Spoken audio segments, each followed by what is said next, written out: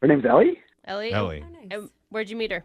We matched on Tinder, and then I wanted a not a very risky date, and so I was like, what about the zoo? And she immediately said yes. It's actually, it's a great idea, the zoo. Mm-hmm. Like, there's Yeah. always something to talk about, look at. A little bit of danger in there, stick your arm in between the cages of the lion cage, and it's a little bit of excitement I don't in the think day. you're allowed to do that. That's No. exactly the whole point. You're not allowed to, but when you do, Oh, wow. it gets the blood pumping. Okay. Things start Renegade. happening. Isn't that right, Chris? That is. And she kept asking me what animals I wanted to see.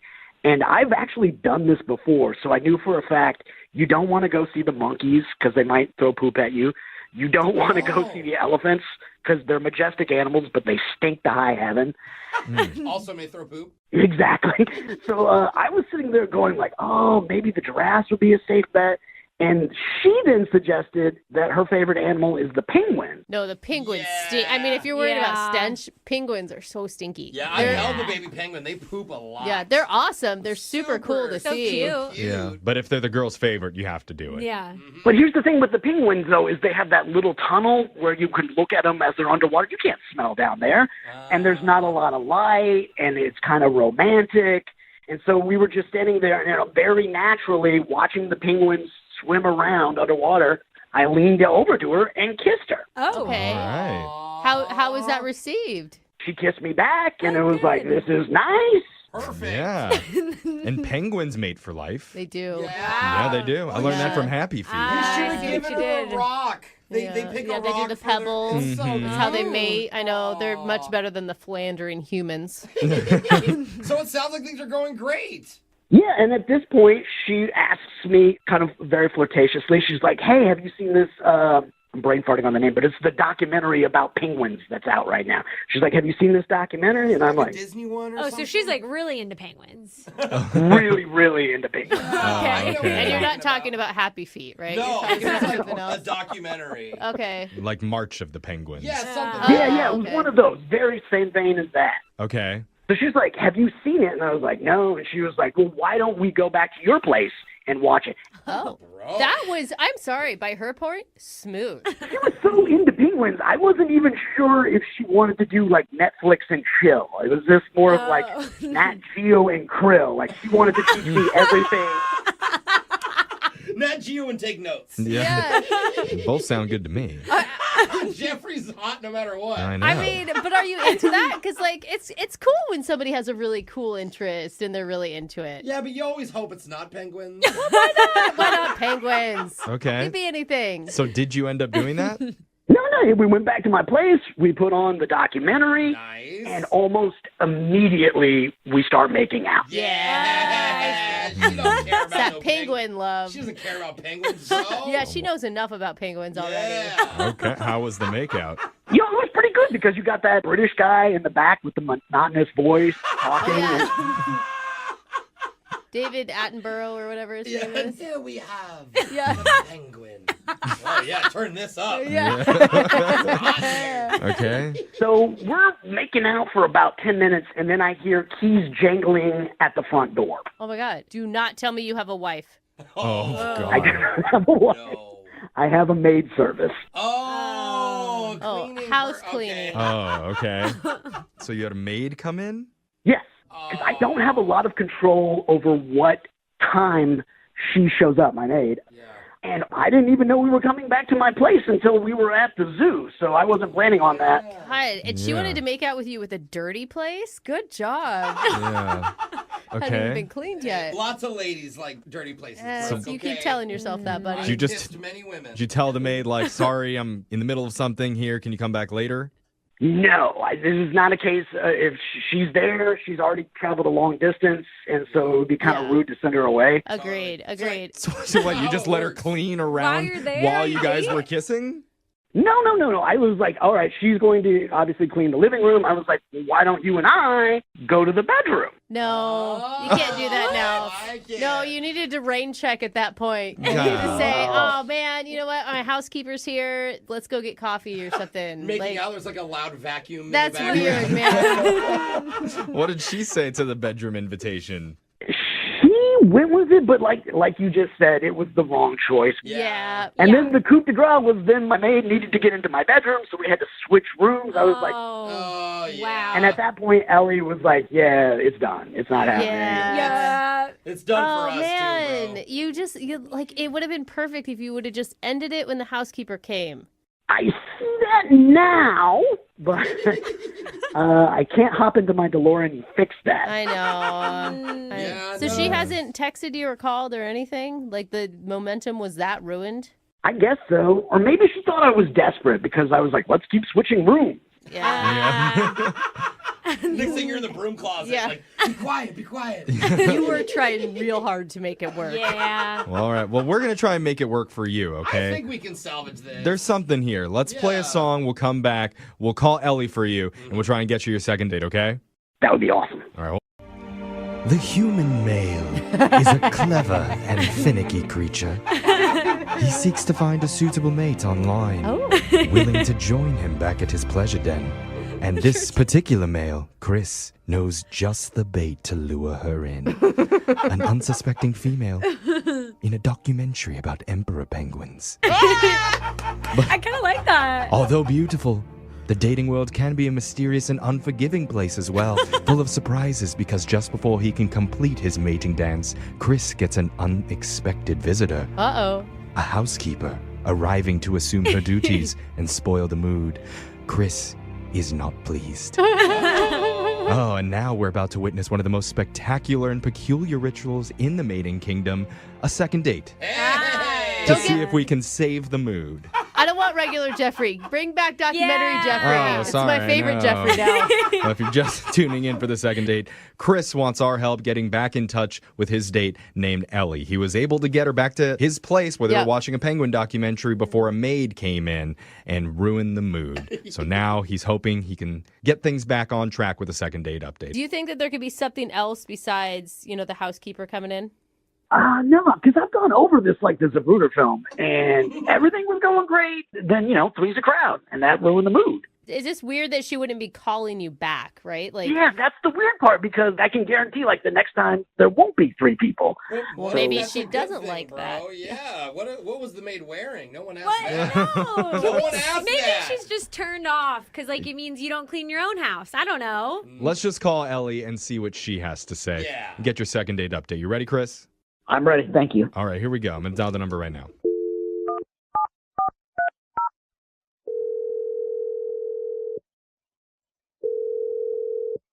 Hello? Hi, I'm looking for Ellie. Yeah? Hi, Ellie. My name's Jeffrey from the radio show Brooke and Jeffrey in the Morning. How you doing? Hi. What's this about? Well, this is about a segment that we do on our show, and you're going to be the star of it. Okay. It's a good thing, I promise. Well, I could think, be. That's a big promise, you know what? Jeffrey. I don't wouldn't promise. do that. I'm hoping it's a good thing because we're doing something called a second date. That's where if you go out with someone and afterwards, if that person isn't calling you back, you can email our show and we'll reach out to that person for you to try and figure out the reason why. Oh, you're being serious? Mhm. I thought you were joking about it. No, it's something we I mean, really do. No, We are kind of a joke, but I never joke about anything, ever. It's really hard to tell what you're joking about and what you're not joking about right now. Okay, well, I'm just going to drop the jokes. And in all honesty, one of our listeners is trying to get a hold of you. His name's Chris. Oh. How do you know about this? Well, because he emailed us and he Oh, told us a little God. bit about how you two met and that you guys went out for a date. And on his account, it was a really nice time for the majority of your date. yeah, he really liked you a lot. Okay. So now he's confused because afterwards, he's been struggling to get a hold of you. And he's hoping to figure out why. All right. And he told you about all this? He told us a lot of stuff, but like, how do you feel? I mean, did you like him when you guys were hanging out? It sounds like you liked him a lot because he told us that you're the one that suggested to go back and watch the penguin documentary at his house, which I thought smooth. Very good move. Oh, he just tells everything, doesn't he? Well, Is that okay? I mean, there's nothing embarrassing that he told us. No, not for me. I mean, well, wait, what does that mean? I mean, I think he's really weird, so. Oh. What makes you think that? Well, yeah, we went to see a documentary on penguins because I love penguins, and it started to get a little flirty and stuff, you know. Mhm. And, well, it's so funny.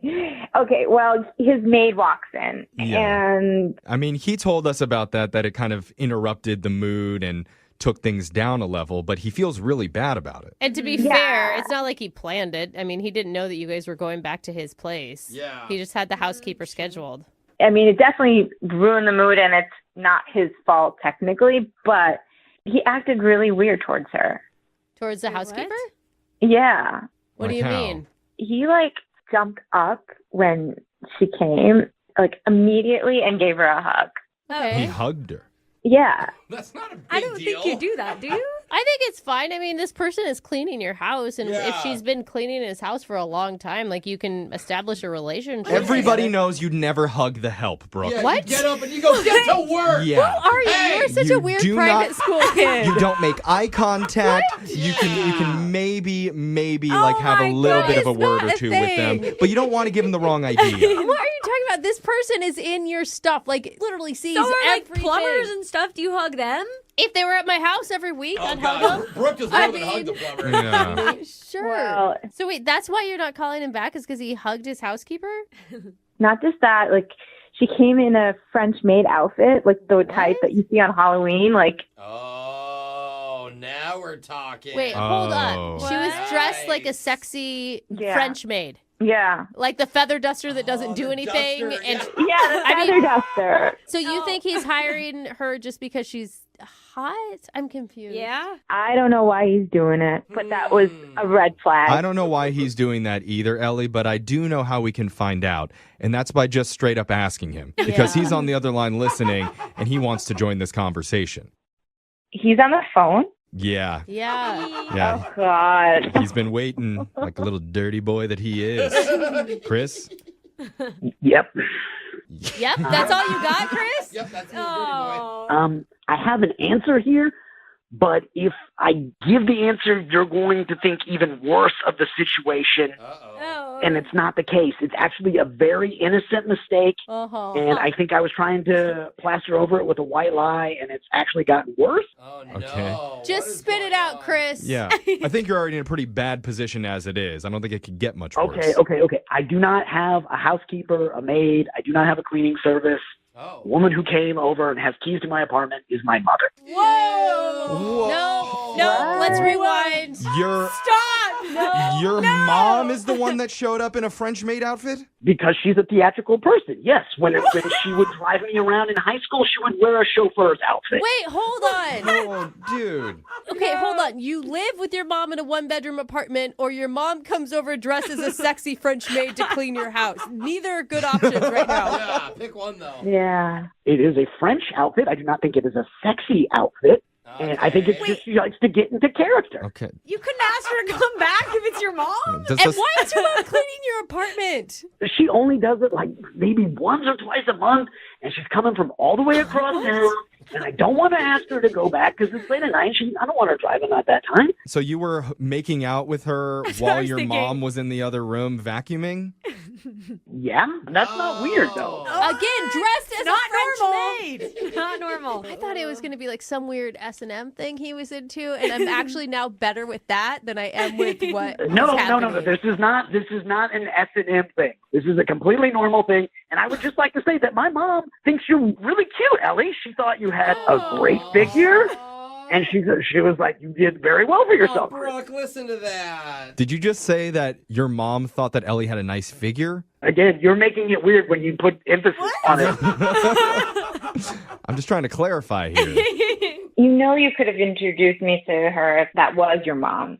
What? Would that be better? I'll take responsibility there. I was caught flat-footed. I didn't know. I know my mom, when she's in her cleaning character, she likes to stay in character.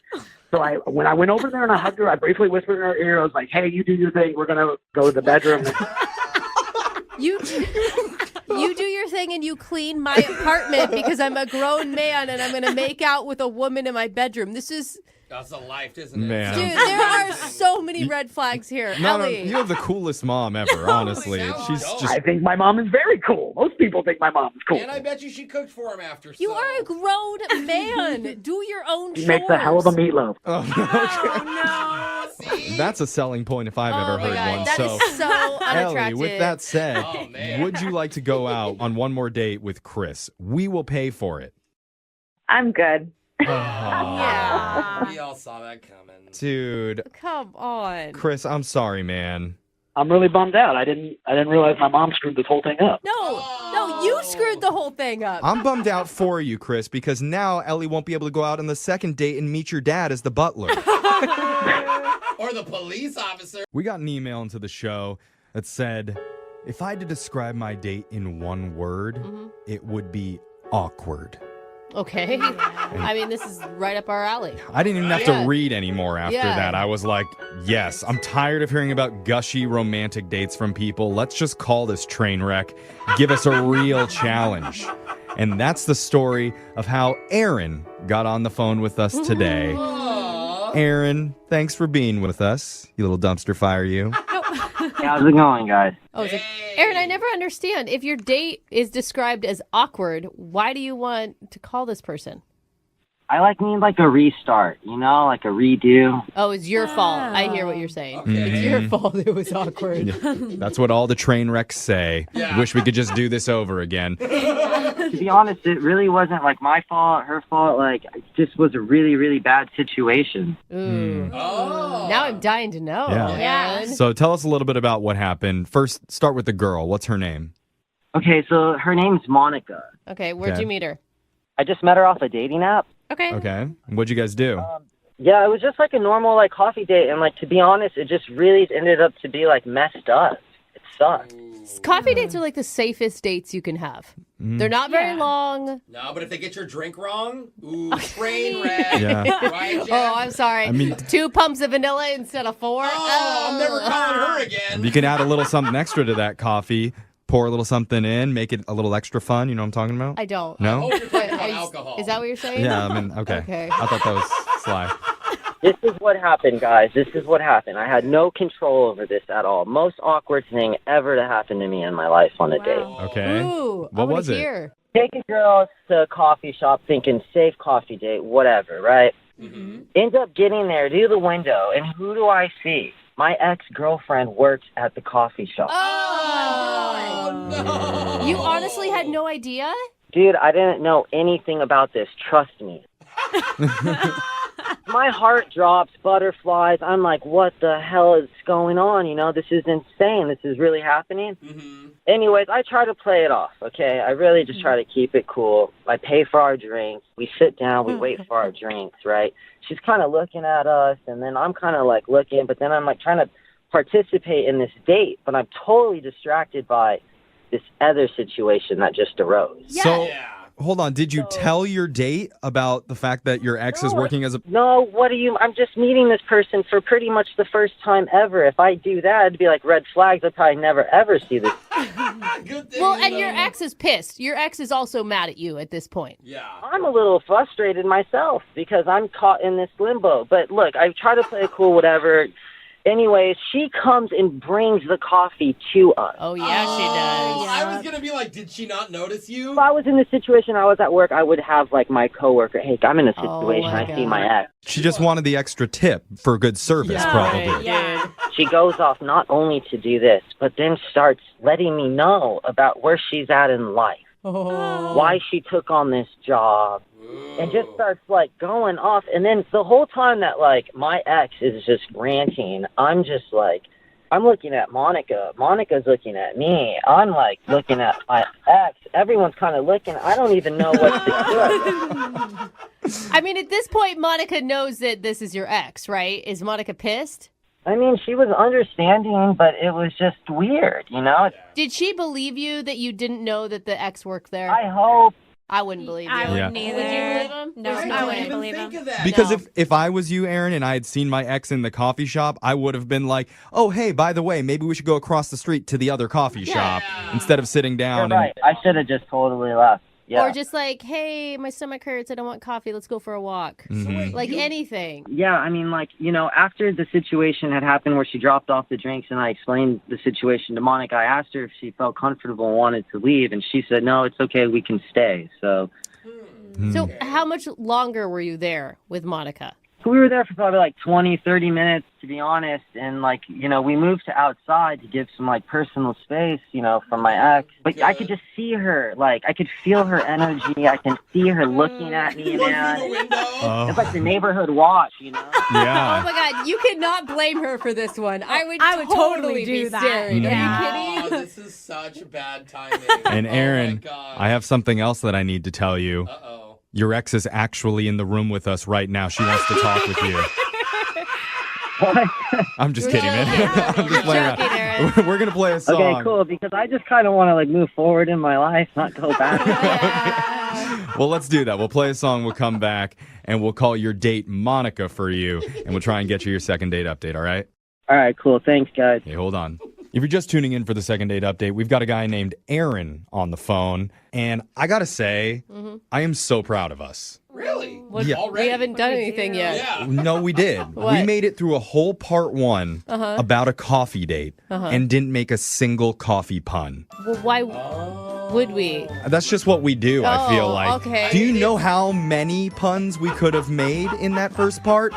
I mean, it's Not a Browns. latte? It's Browns. Yeah, for a whole latte. Yeah. A whole lot of puns. But, okay, we've ruined it now. Okay. Yeah, we all tried to say one at the same time. Yeah. That's how bad. We're not very good at our jobs. No, we're not. So maybe we should just talk to Aaron. We should talk or we should vent, hey? Okay. Aaron? Let's Okay. stop. It's officially the worst second date ever. I'm sorry, Aaron. That's your fault, Jeffrey. I want you to take the blame for that, and I want you to apologize to everyone. I do. But if you're just tuning in and you missed the first part, Aaron took out a girl named Monica to a coffee date. And the really awkward thing about it was that Aaron's ex-girlfriend worked as a barista there. He claims he didn't know that beforehand. Yeah. But she even delivered them their food and their drinks, told them about why she was working as a barista there. It got really awkward really quick. Aaron, what do you think your biggest mistake was here? To be honest, I don't know where to start. I don't know what I did wrong. Too many things. I would say walking through the door when you saw your ex was inside. Yeah. Now I got this tainted narrative where people think I'm a player or something. No one thinks that. They just think you're an idiot. I think you're a player, bro. I was just trying to live a life and go on a nice, healthy date. That's it. All right. I feel you. All right, playa, let's Playa, call this playa. girl for you and see if we can get you a second date, okay? Sounds good. Yeah, buddy. All right. Let's dial the number right now. Here we go.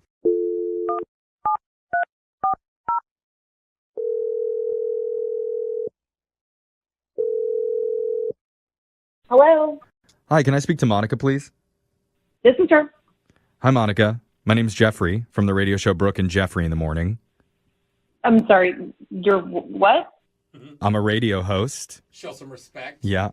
And I host the radio show Brooke and Jeffrey in the Morning. He's also a sassy pants. Yeah, he's all sassy. Okay, are you sure you meant to call me? I don't know, I'm at work. You don't listen to our show, do you? Yeah, we meant to call you. Yeah. We're doing something called a second date update. That's where if you go out with someone and afterwards, if the person isn't calling you back, you can email our show and we'll reach out to them for you to try and figure out the reason why.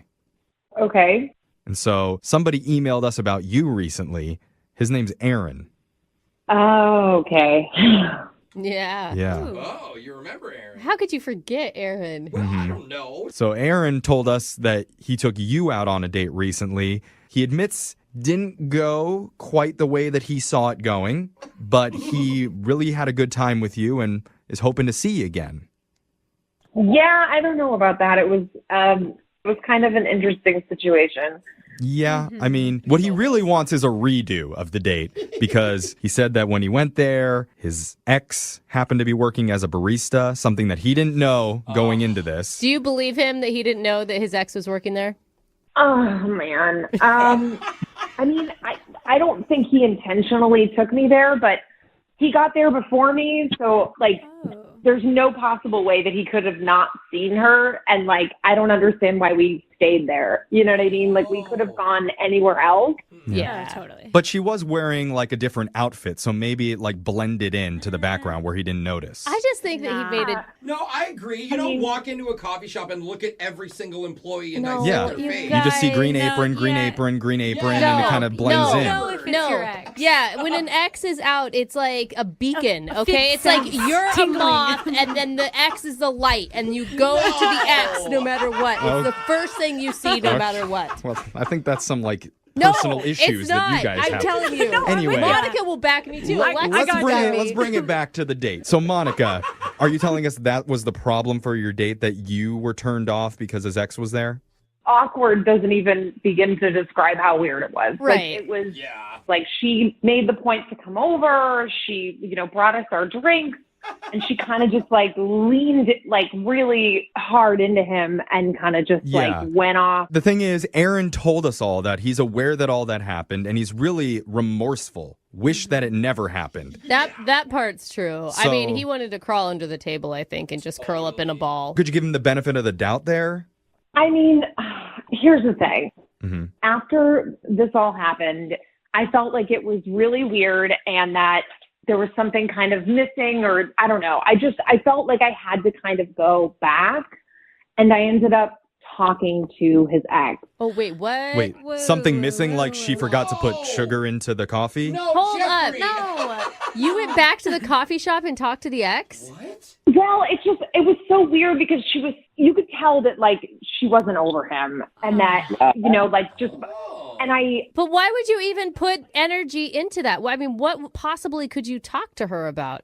I mean, I just wanted to kind of hear her side of everything, and I didn't know if I was reading it wrong, and so I wanted to make sure, because if I was going to go out with him again, I didn't want to get in the way of something if there's the potential that they might get back together. Are you playing like relationship counselor to them? Like, what did you say to her? No. I mean, we ended up talking, and she just, she really, really misses him, and it just, she was telling me about all these really romantic interactions that they had together, and it was a lot. And What the hell is going on? That's crazy. Yeah. Are you nuts? Hold I can on. almost hear his voice. Are you nuts? Yeah, hold on, Aaron. I don't even like my ex-girlfriend. That's why she's my Hold ex. on, Aaron. Hold on.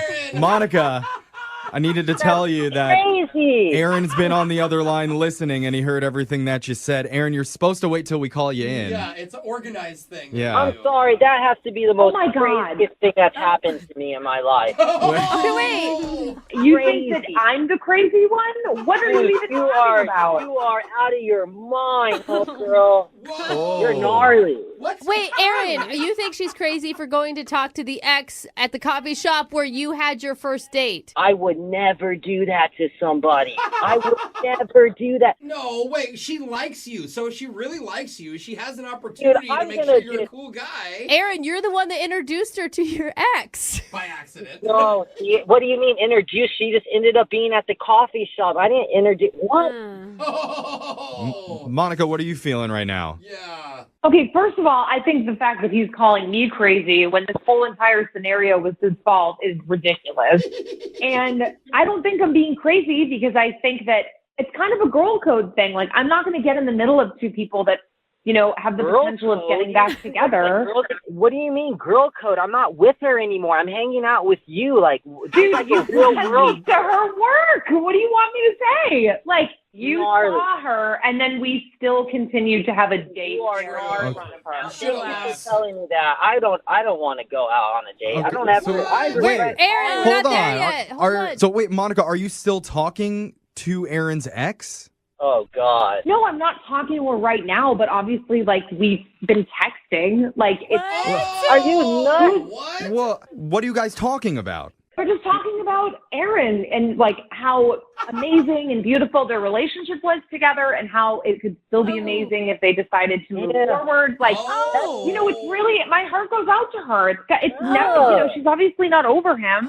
Oh, but he's over her. Yeah, I Yeah. don't think Aaron is interested anymore. I feel like you're kind of gaslighting her, giving her hope where there's not hope. I mean, I'm just listening. I'm being a sounding board for her, and she's just kind of talking through stuff with me, and that's fine with me. Yeah. Okay. Can I have any say in my love life here? I mean, this sounds kooky. No. You're not allowed to do that, Aaron. Hey, we're trying to talk about your love life now, so be quiet. Yeah. I mean, You both sound a little cuckoo, but sometimes that works out. Yeah, that's so true. Aaron, I mean, do you have any lasting feelings for your ex?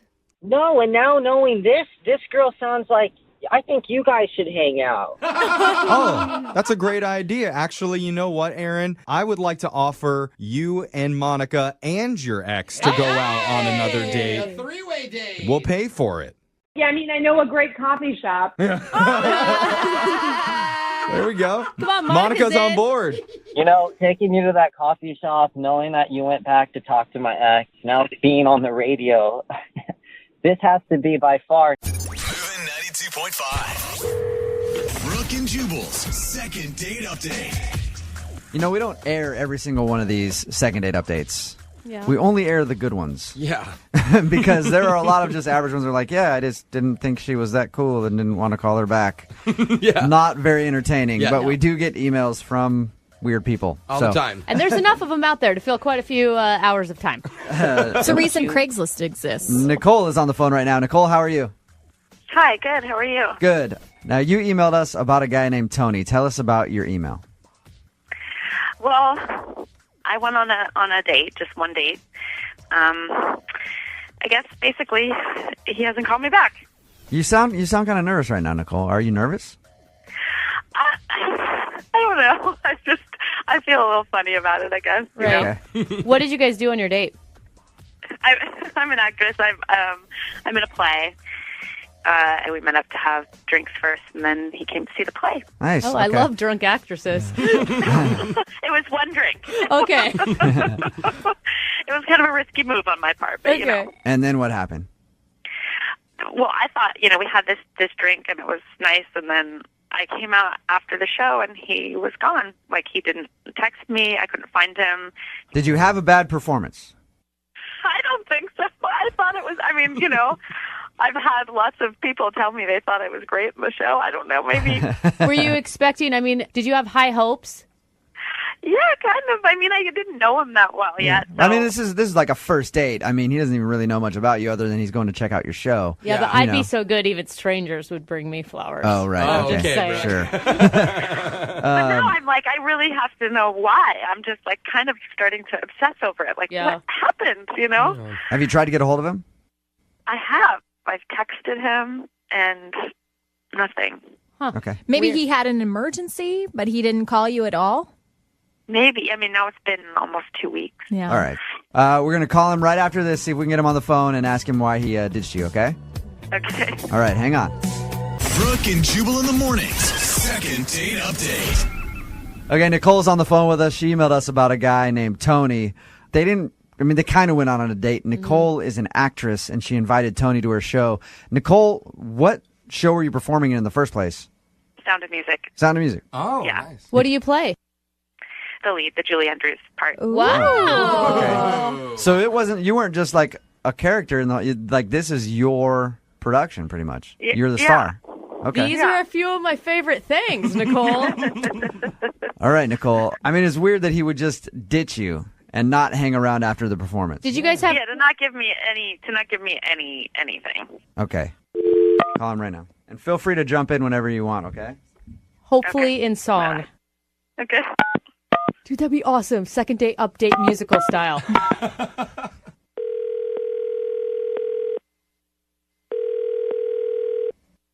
Hello? Can I speak to Tony, please? Yeah, this is Tony. Who's this? Tony, what's up, dude? This is Jubal from Brooke and Jubal in the morning. I'm moving 92.5. How are you? Oh, I'm good. What's happening? How are you? I'm good. Not bad. That is polite, Tony. Yeah, that is very polite of you. Very nice. Any idea why we might be calling you? No, well, I've heard these updates on dates. Yeah. Are you guys calling about that? Second date update. Is that what you're calling for? Yeah, somebody emailed us about you. Any idea who it would be? I think so. It has to be this girl Nicole that I went out on a date with. She wants to know why you ditched her after you came to see her performance of The Sound of Music. Yeah. Did she tell you that it was sort of like an alternative sort of steampunk version. Did she mention this? What? So it wasn't a regular version of Sound of Music? Or are you like a Sound of Music critic where you could only watch the original? I wouldn't say I'm a critic, but I know the movie. Did she tell you about every singing number that she had, what she did? She told us that she was performing in the Sound of Music. She told you to come watch it. You had plans to go out after, and you left, and she couldn't find you after the performance. That's all she told us. Well, okay, and so it's at this kind of dark kind of club called the Rebar. Oh, yeah. I've been to the Rebar. Hill. You know it? Okay. Yeah, so it's like an adult version or something, whatever, punk music. Yeah, except that every time she came out and did her numbers, and these are like, you know, the sort of classic Julie Andrews songs, she went topless. Whoa. Okay. It was a strip version of Sound of Music. Uh-huh. Okay, I have to say something. I told him ahead of time it was a progressive version. Like I said, this is not.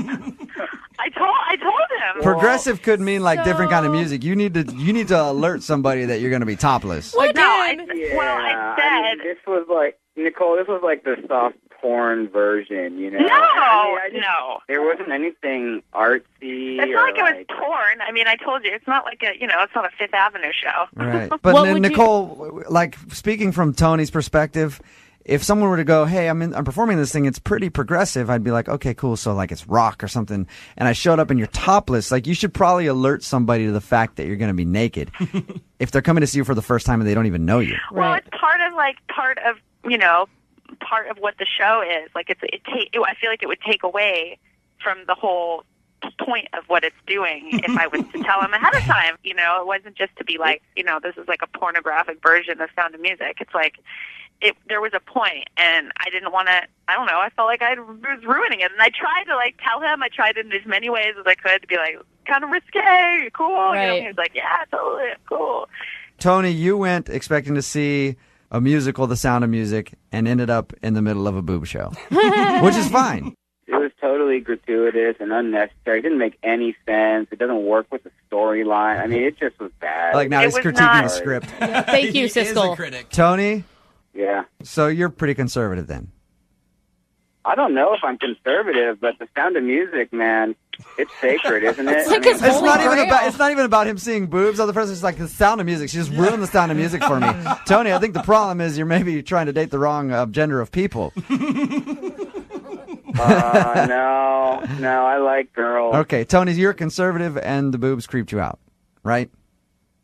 Yeah, and leave The Sound of Music alone. You know what I mean? Okay, we get it, Tony. Okay, get off The Sound of Music. Yeah, you love Julie Andrews. All right. Tony, will you go out with her again on a second date? We'll pay for you guys to go out again. Oh, you know what?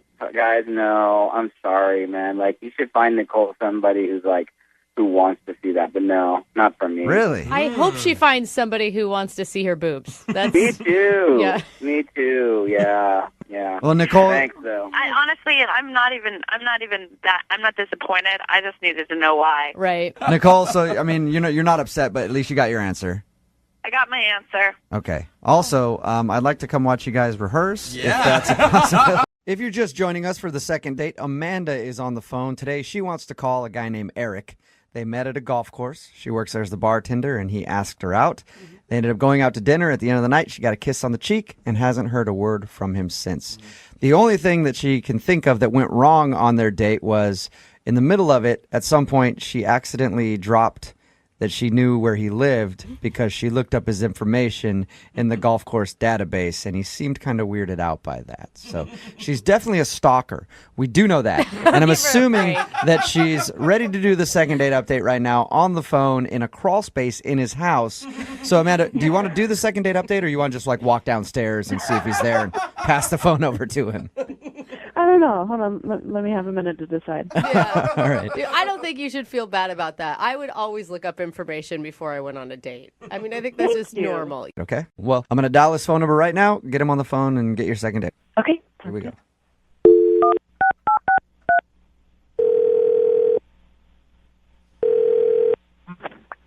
Hello. Hi, can I speak to Eric, please? Yep, this is Eric. Hey, Eric, how are you? This is Jubal from Brooke and Jubal in the Morning. I'm good. Who is this? Jubal from Brooke and Jubal in the Morning, the radio show. Okay. How are you? Fine. May I ask why you're calling? You may, and I will gladly tell you that. You recently went out on a date with one of our listeners, and she asked me to call you and find out what went wrong. It's a segment we do called The Second Date. Oh, okay. I think I've heard of this, actually. Oh, you have? Have you ever heard the segment? No, I haven't. Okay. Well, at least you're kind of familiar with it. Well, congratulations, Eric. A girl named Amanda wanted me to call you today and find out what went wrong on your date. Do you remember going out with Amanda? Yep. You met her at the golf course? Yep. Okay. She said that you guys enjoyed a fun dinner out, at least in her opinion. Was it not fun for you? Yeah, I mean, it was good. It was fine and stuff, but I don't know if I can really, talk too much about details or anything like that. Is there anything that you could share with us? Because she says she's tried to text you a few times after going out, and you haven't responded at all. She thought things went well enough that you guys would see each other again. Yeah, I mean, she's a nice girl. I just don't know if it's really the best thing for me to give her a call back and pursue it, I guess. You know how it is when somebody doesn't call you back. You sit there and wonder, and you're like, why don't they like me? She really liked you, and she would love to see you again, so. I mean, there's nothing wrong with her. It's just that, after our date, I was kind of telling a couple of my friends about it, and I got kind of a lot of crap from them because they said I probably should not be going out with Amanda. So I don't really know what to do, but I think it's probably best if I just let it go. Do they know Amanda? Yeah, a couple of them do. Okay, and why do they think not going out with her is? Well, I mean, it's nothing to do with Amanda. It's just that it was explained to me, and I thought about it. It makes sense that it's probably not a good idea to go out with somebody that works for me. So. Wait, that works for you? Is that what you just said? Yeah. How did You mean she work? How does she work for you? Well, she works at the country club. Okay. Do you own the country club? Well, this is why I didn't really want to get into details or anything, especially like on a radio segment. But yeah, I'm a partial owner of the club. Wow. Score, Amanda. That's awesome, man. She sounded like she had no idea that you were a partial owner. Well, that's good, I guess. I mean, people. I mean, it's nice when people just kind of treat you for the way you are, I guess. So. Okay. Yeah, but it's not you like didn't, and you didn't tell her anything about like what you do and that you own the golf course when you were out with her on your date? Didn't seem relevant.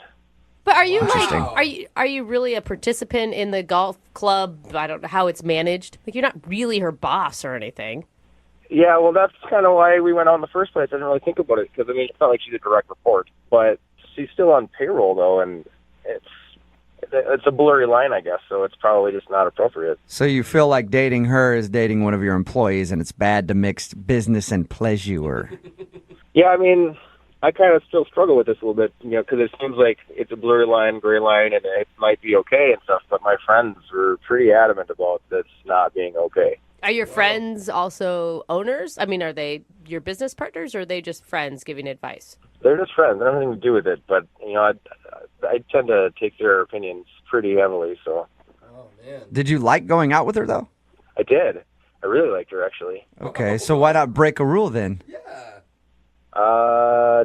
I mean, I have to think about more than myself and more than Amanda. There's, there could be bigger ramifications. But come on, people meet through the company all the time. Like, it's super common. It happens, and everybody makes it just work. Yeah, but that's when they're regular employees. He's talking about banging the help. You did not just say that. Right, Eric? Wow. I'm not saying anything. Eric, I thank you for being honest. I really do. Yeah, sure. I mean, it's kind of a sticky one, I guess. So yeah, I should also let you know that she's actually on the other line listening.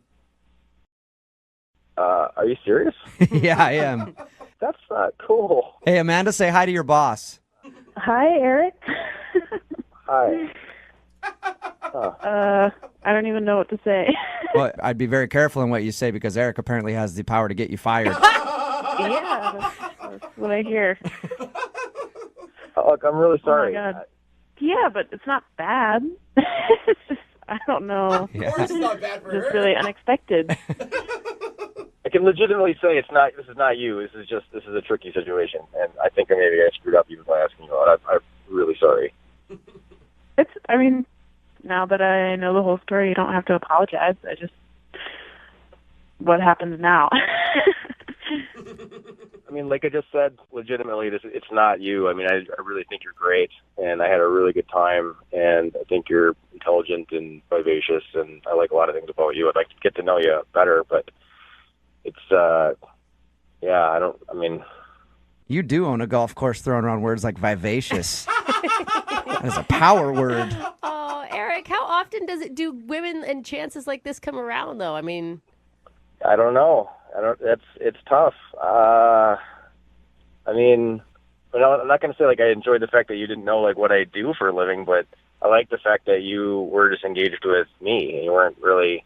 It wasn't about what I do and stuff. So yeah. I appreciated that. I like that. Well, thank you for that compliment. I mean, I really had no idea, and I don't know. It's just rare to have someone as down to earth as you come into the club, which sounds so weird. I think you should correct yourself, Amanda. Someone as down to earth as him come into his own golf course. So weird. But yeah, see, this is exactly what happened. This is what happened. Yeah, but seriously, I mean, you came in and I really liked you, and I like had so much fun just like laughing with you the whole time that we went out, and it's just really rare for me to meet someone like you, and I just wish that it could work out somehow, but I don't know. I guess that's up to you. Well, I mean, I take my friends' opinions pretty seriously, and it's not necessarily mine. I'm kind of on the fence. I mean, let me talk to the HR director at least and see what potential problems. That is such Eric, a business transaction. how about this, Eric? Do what you want. Eric, what if she quits live on the air right now and resigns her position at your golf course? Would you date her?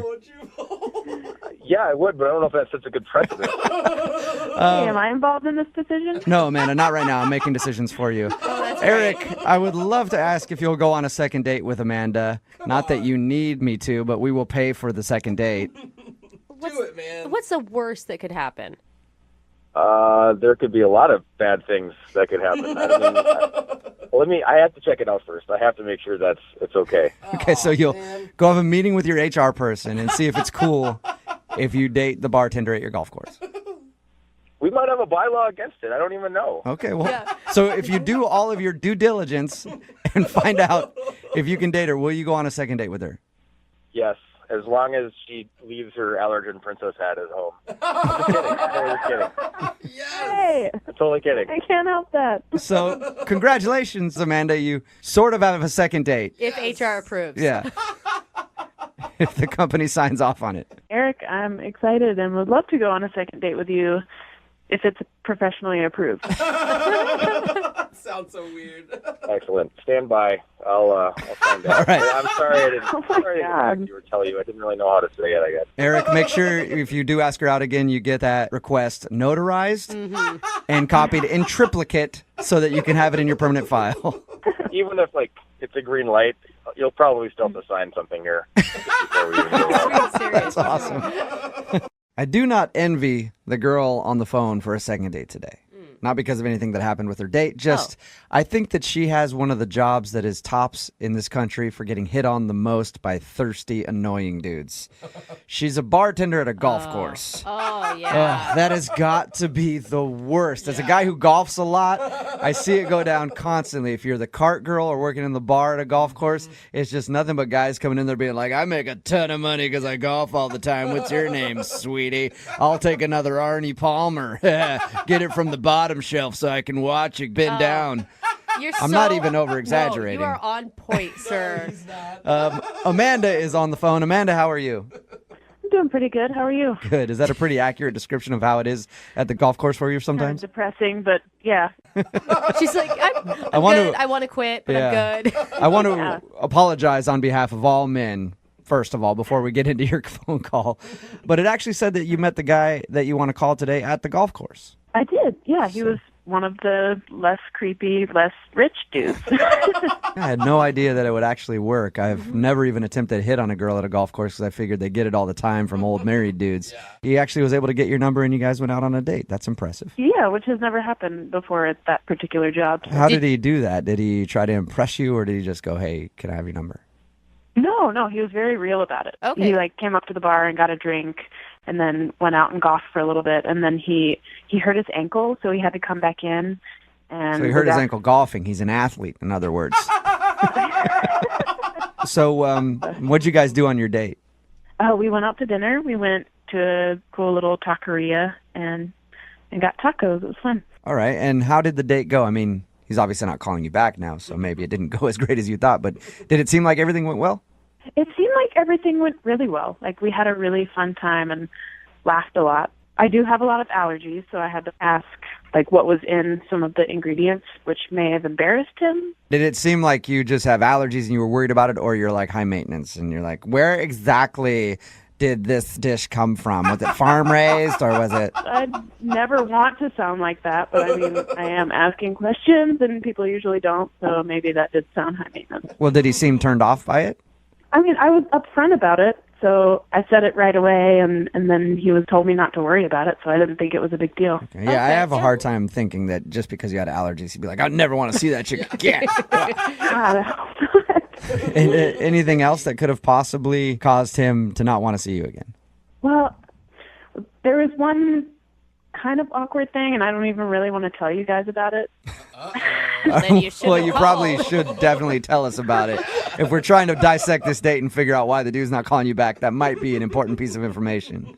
It's going to seem weird, but it's really not that weird. Okay. I've heard it all. So what is it? Well, I have access to the golf course's system, so I can see people's addresses, and I don't know, I just typed his name in really quick, and the only thing that came up was his address, and I just happened to remember what part of town it was in, and I was like, oh, cool. But I asked him if he liked living in that area, and he gave me a really weird look, and then I realized, oh my God, maybe that, I don't know, because there's really no other way for me to have known. So it's almost like you Facebook stalked him without him knowing, and then was like, hey, I saw you were out at this bar last week. How was it? And he had no idea. Is that kind of what it was like? Kind of. I hadn't compared it to that in my mind, but a little worse. So yeah, worse. It's like dating someone from a bank and the person looking up your banking information. It's not that bad. I don't know. I did come clean though, and I told him why I knew that. Okay. Because I just wanted to be honest with him. I knew where you lived because I stalked you in our company database before we went out. I'm sorry. Oh my God. What did he say? That sounds so much worse. What did he say when you told him that? He didn't really say a lot. He just kind of looked at me weird. Okay. And you swear that he hasn't caught you outside of his house in his bushes or anything post-date? I was not in the bushes. I was a very safe distance away, sitting in my car with my binoculars. There you go. Good. I'm glad you're being honest about being a creeper, Amanda. All right, so how did the date end then? He walked me into my car, and I don't date a whole lot, so I don't really know how that works, and I was kind of nervous and wondering if a first kiss situation was going to happen, but he just kissed me on the cheek, which was very sweet, and then went on his way. How many times have you tried to get a hold of him since you went on this date? I texted him once. I don't want to be creepy about it and be like, hey, what are you doing? What are you doing? You want to hang? I'm waiting for him to call me. So. Well, you have his address. You should just show up at his door. Do we really need to do a second date here? That's a great idea. Second date update. The guy on the phone for a second date update today did something that, honestly, not a lot of men would be willing to do, especially on a first date.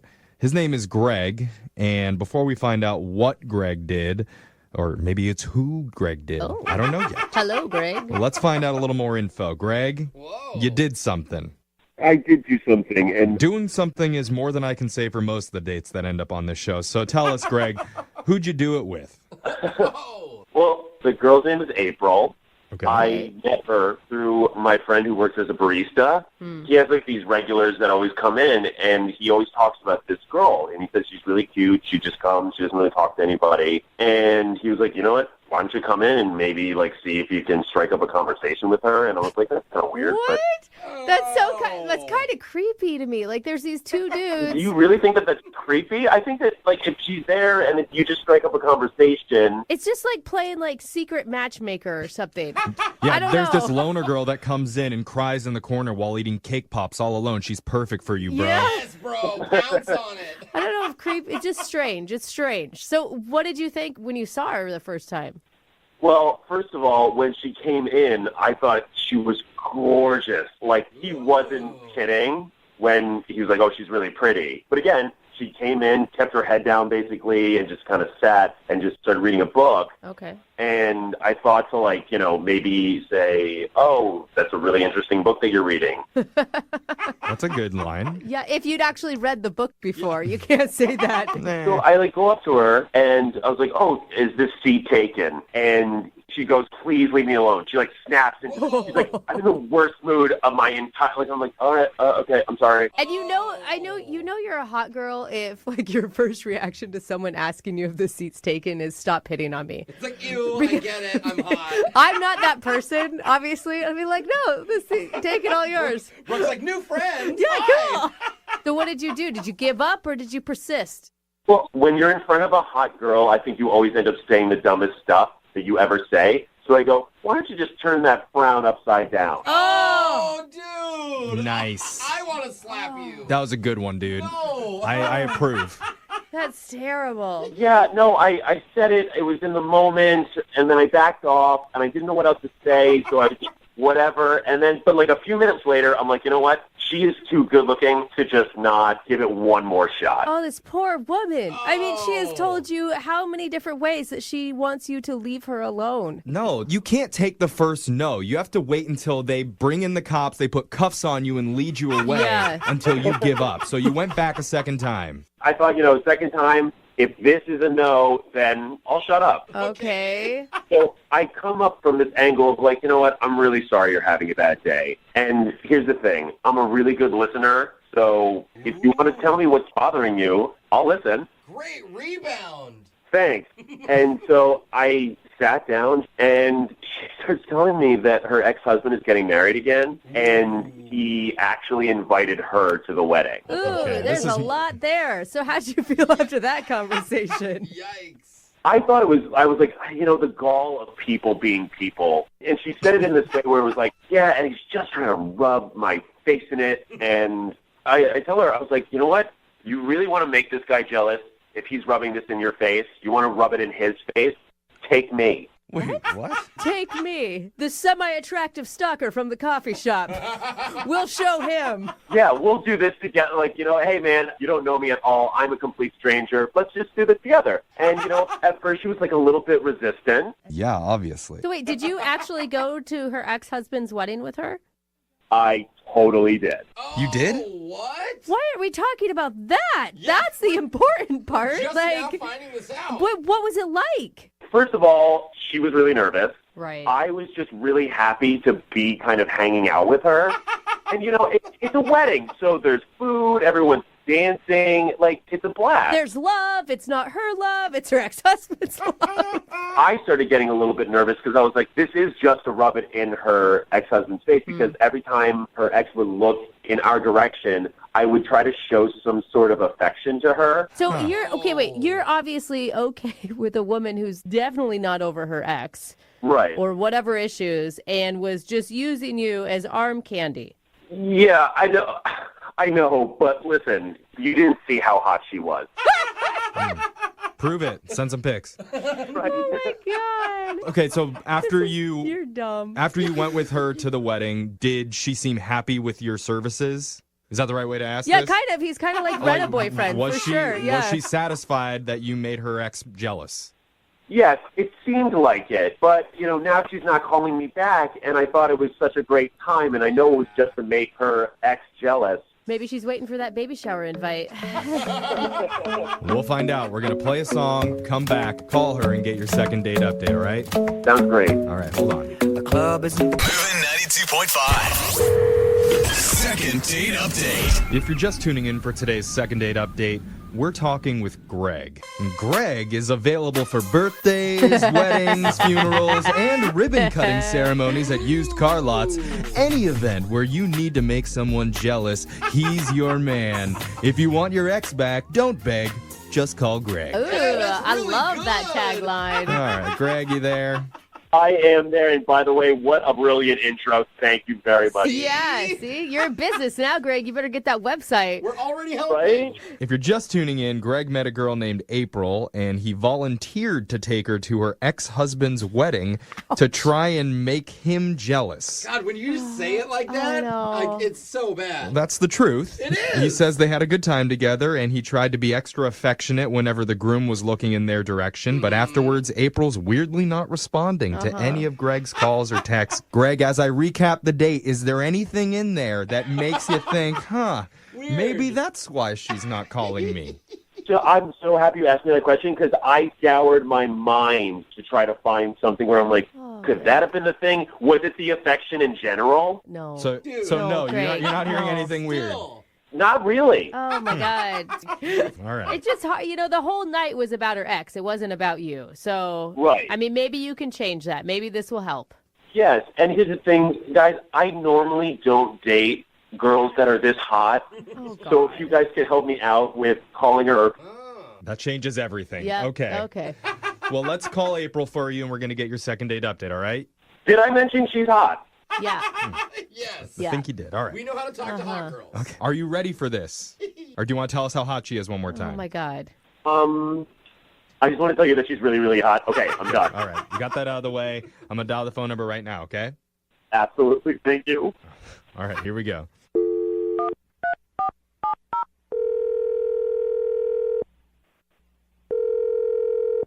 Hello? Hi, can I speak to April, please?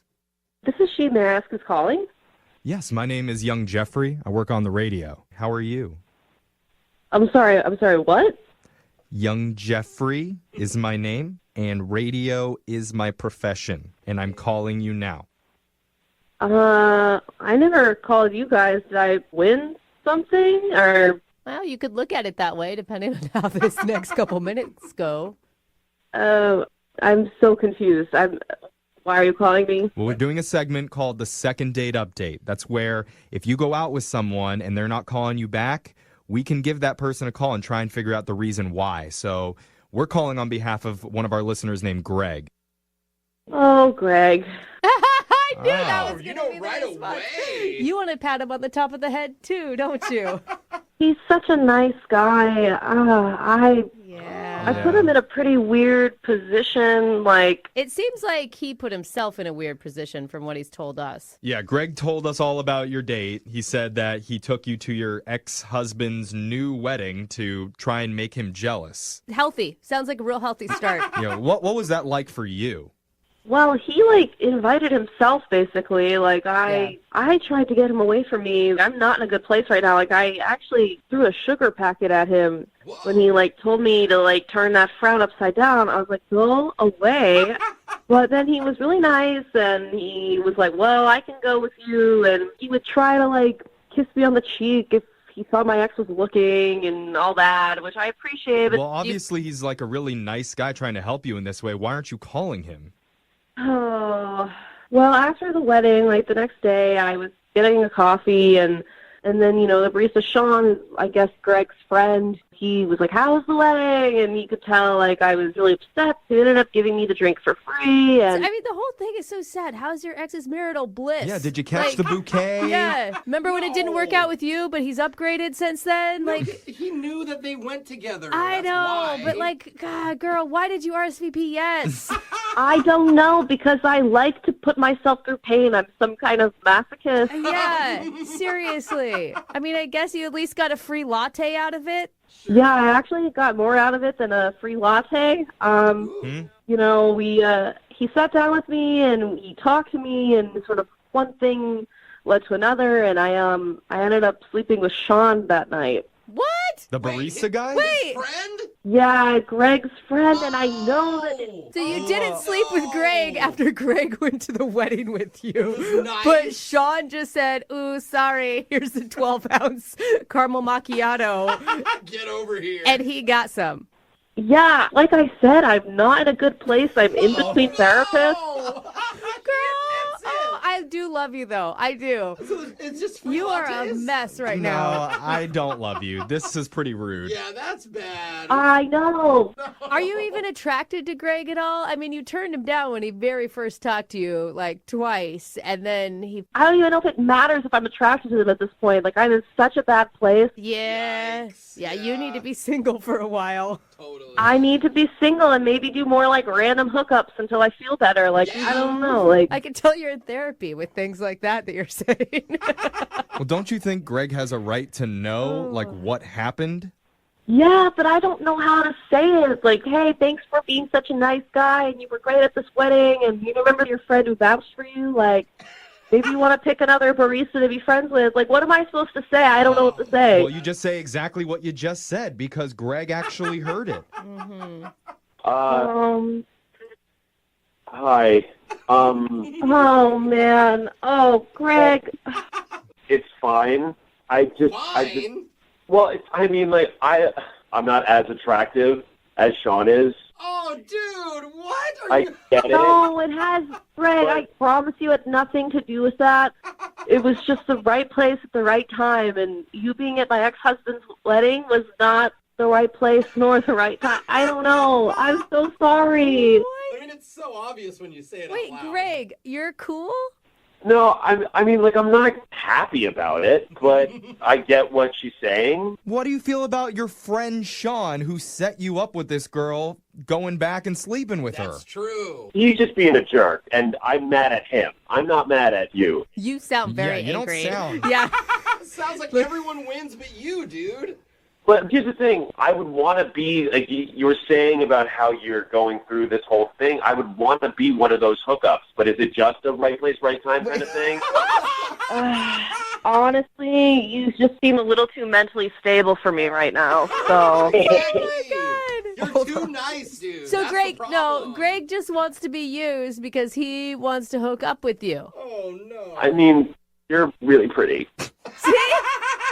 What do you think, April? Are you willing to use Greg for your grief? See, now that's so weird.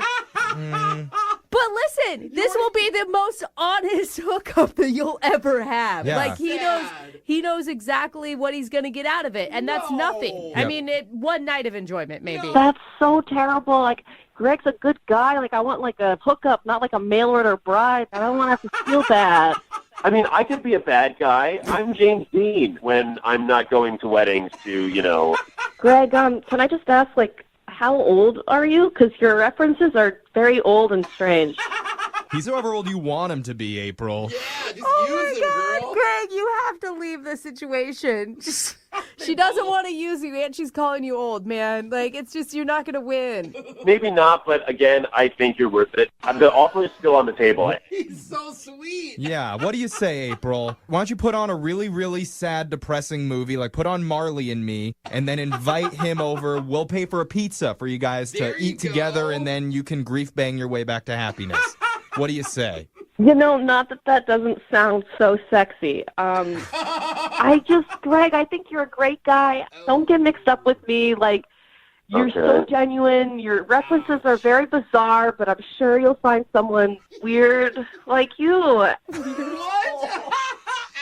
that hurt me. All right, whatever. That really bums me out. Oh, Yeah. Dude, you gotta act like you don't care. Yeah, That's what you're do. kind of a doormat, Greg, and you need to change that about yourself. Well, I wouldn't go that far, but thank you. He thanked her. Oh, Greg. We got a lot to work on with you. I mean, Greg and I both have lots to work on, I think. We're kind of on opposite ends of the spectrum here. But you're just going to work on them with Sean instead. Whoa. I don't know. It could be a different person. Who's to say? Oh, even better. Sean, joke. Are you single and feeling out of the loop? Put away that mouse and get out of the house. Join In the Loop, Seattle's brand new activities club just for singles. Go to intheloopsingles.com today. Moving 92.5. Brooke and Jubal's second date update. You guys ever go out on one of those dates that goes so well that you end up spending the whole weekend together? Yes, actually. I had one of those a little while ago. I was out with this girl, and then randomly, like, she was at my house, and somehow her tires got slashed while she was there. Somebody stole the battery in her car. She couldn't find her wallet. Just things kept happening. Had to wait till Monday to get her car fixed. Spent the whole weekend together. It was fabulous. Just a fabulous time. You just get creepier and creepier, don't you?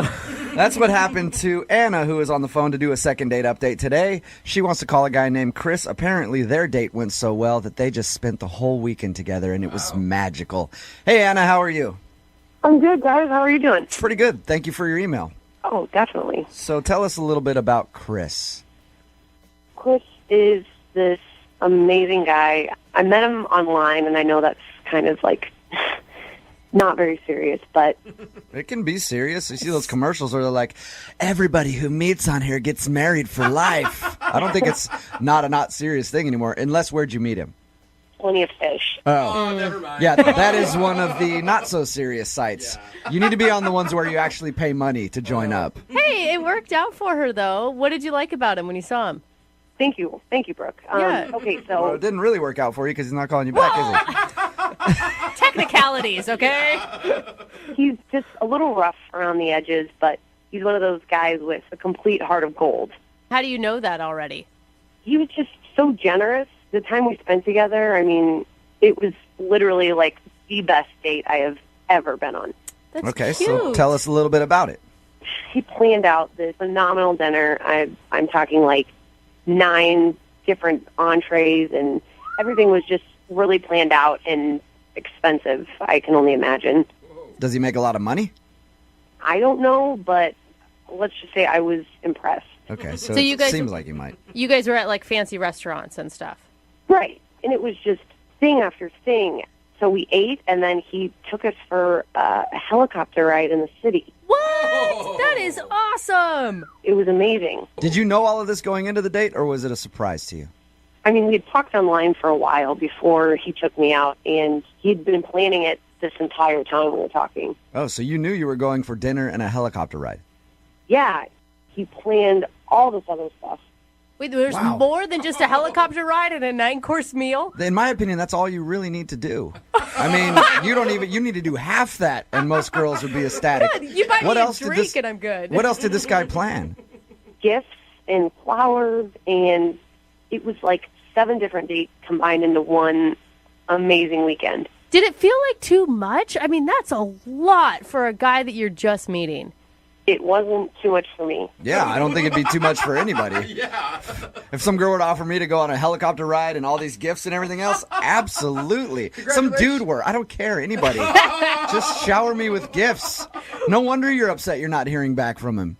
I know. Then we had this really weird text exchange. So you have heard from him since the date? Yeah, but barely. What did he say? Well, I mean, I texted him thanking him for such a great time, and he said he had a busy work week and he couldn't really talk. So okay, well, if the guy's got that kind of dough that he's dropping on helicopters and 17,000 course meals, he's probably a pretty busy guy. Yeah. Let him work. Yeah. Let Dada work so he can take you on another helicopter ride. I know, and I get it. I know that he is completely busy, but I texted him and he said that he was busy about 4 or 5 different times. And I said to him, I said, are we ever going to go out again? He said, no. I mean, I don't think so. Like, what? Do you feel like maybe you were blowing him up too much? Because if he was like, I'm busy, hey. I really didn't think so. I mean, it was maybe like once or twice a week. He's the one that seems too eager in this situation, if you ask me, planning an entire weekend together. Right. Did you guys hook up that weekend? I mean, I'm hoping you did with all those gifts and things like that. Let's just say we slept in the same bed. Okay. Yeah. All right. Well, it could go either way. Maybe he did that with you and now he's like, all right, I got that out of the way. But he doesn't need to go to that extent if he just wants to hook up with a girl. Like, depends how attractive he is. I don't know. You think he's ugly? Yeah. She did only describe him as a heart of gold. He had a heart of gold, yeah, definitely. But like I said, rough around the edges. Oh, that's all what right. you meant. Well, anyway, you obviously liked him a lot. So we're going to play a song, come back, call him, and get your second date update, all right? Okay, thanks, guys. Okay, hang on. Moving 92.5. Brooke and Jubal in the mornings. Second date update. You know what, Anna? What?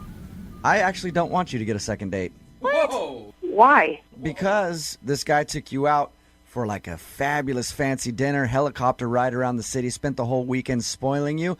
I don't want you to get a second date so I can date him. That's why.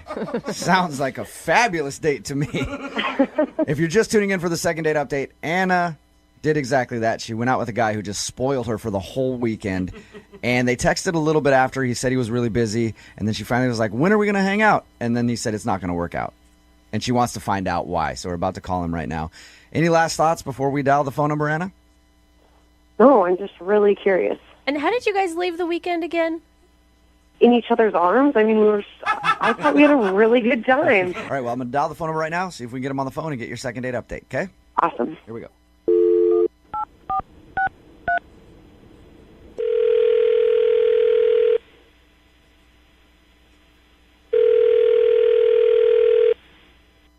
Hello? Can I speak to Chris, please? Yes, he. Chris, how are you? This is Jubal from Brooke and Jubal in the morning. What?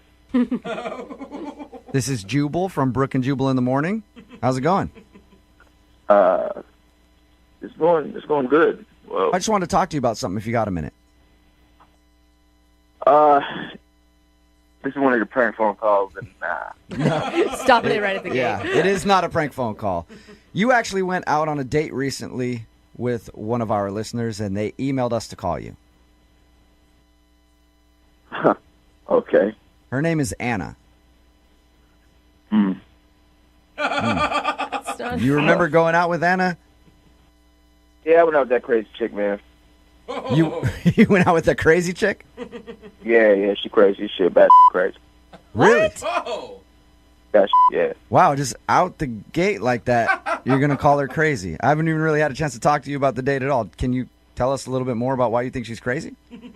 I mean, she's bad crazy. I don't know what else you need to know.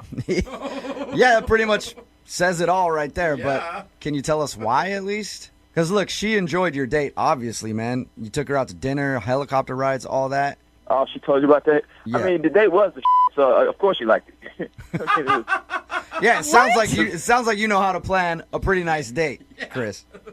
I mean, when you're into somebody, you go all out, I guess. I mean, I do it. So. Why would you spend an entire weekend and that much money with a girl if you thought that she was crazy? I mean, that's how I treat women that I'm interested in. Maybe somebody doesn't treat you like that, but they should. Okay. Well, I actually agree with you, but... She's married.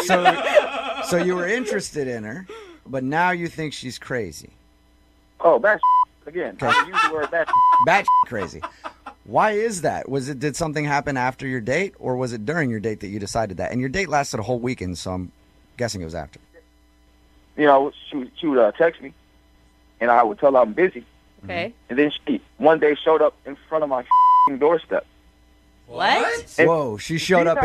She's not from here. She's not from here. All right. So she just one day shows up on my property, at my front door, talking about, "Hey, I'm moving here." What the are you talking about? Whoa. Slow down. So she's not. When you say she's not from here, she's from where?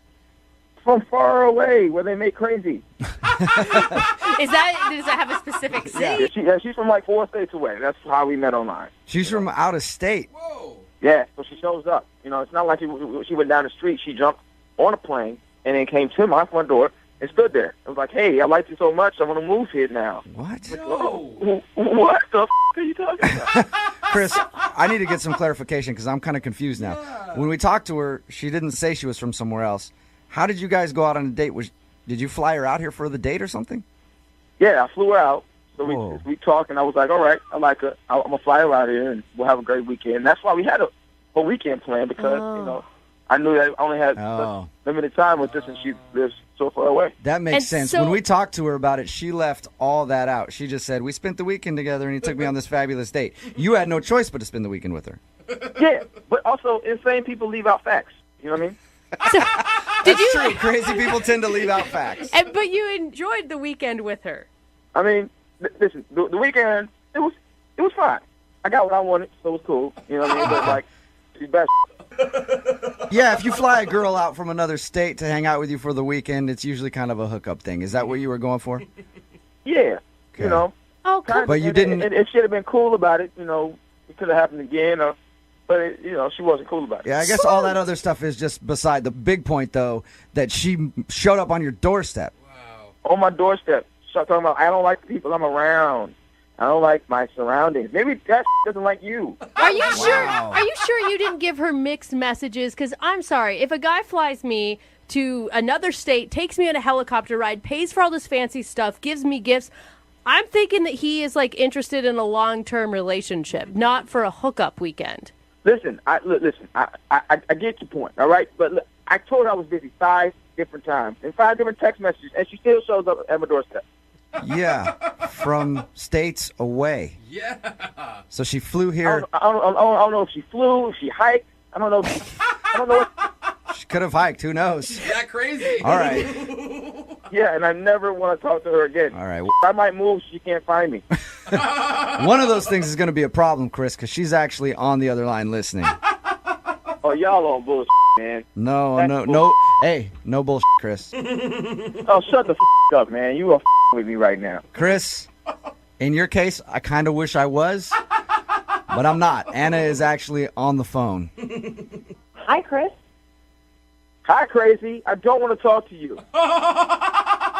At all. At all. Listen, Chris, I moved out here because I like it here, not just for you. So get over yourself. Moved? Oh, none of that sounds believable.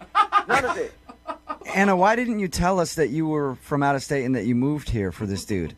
I didn't think it was that big of a deal, and I didn't move out here for him. Okay. He's flattering himself right now. And you know, that could be true. Like, give her the benefit of the doubt here. It could not be all about you, Chris. It's not a coincidence. Okay. If it's not all about me, name 3 things right now besides me you moved out there for. Go.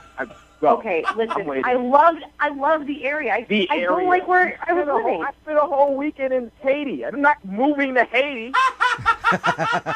You're being a real ass, Chris. Okay. Oh, and you showed up at my doorstep, so it wasn't like you were. Oh, I want to breathe the fresh air of this new place. You came to my doorstep.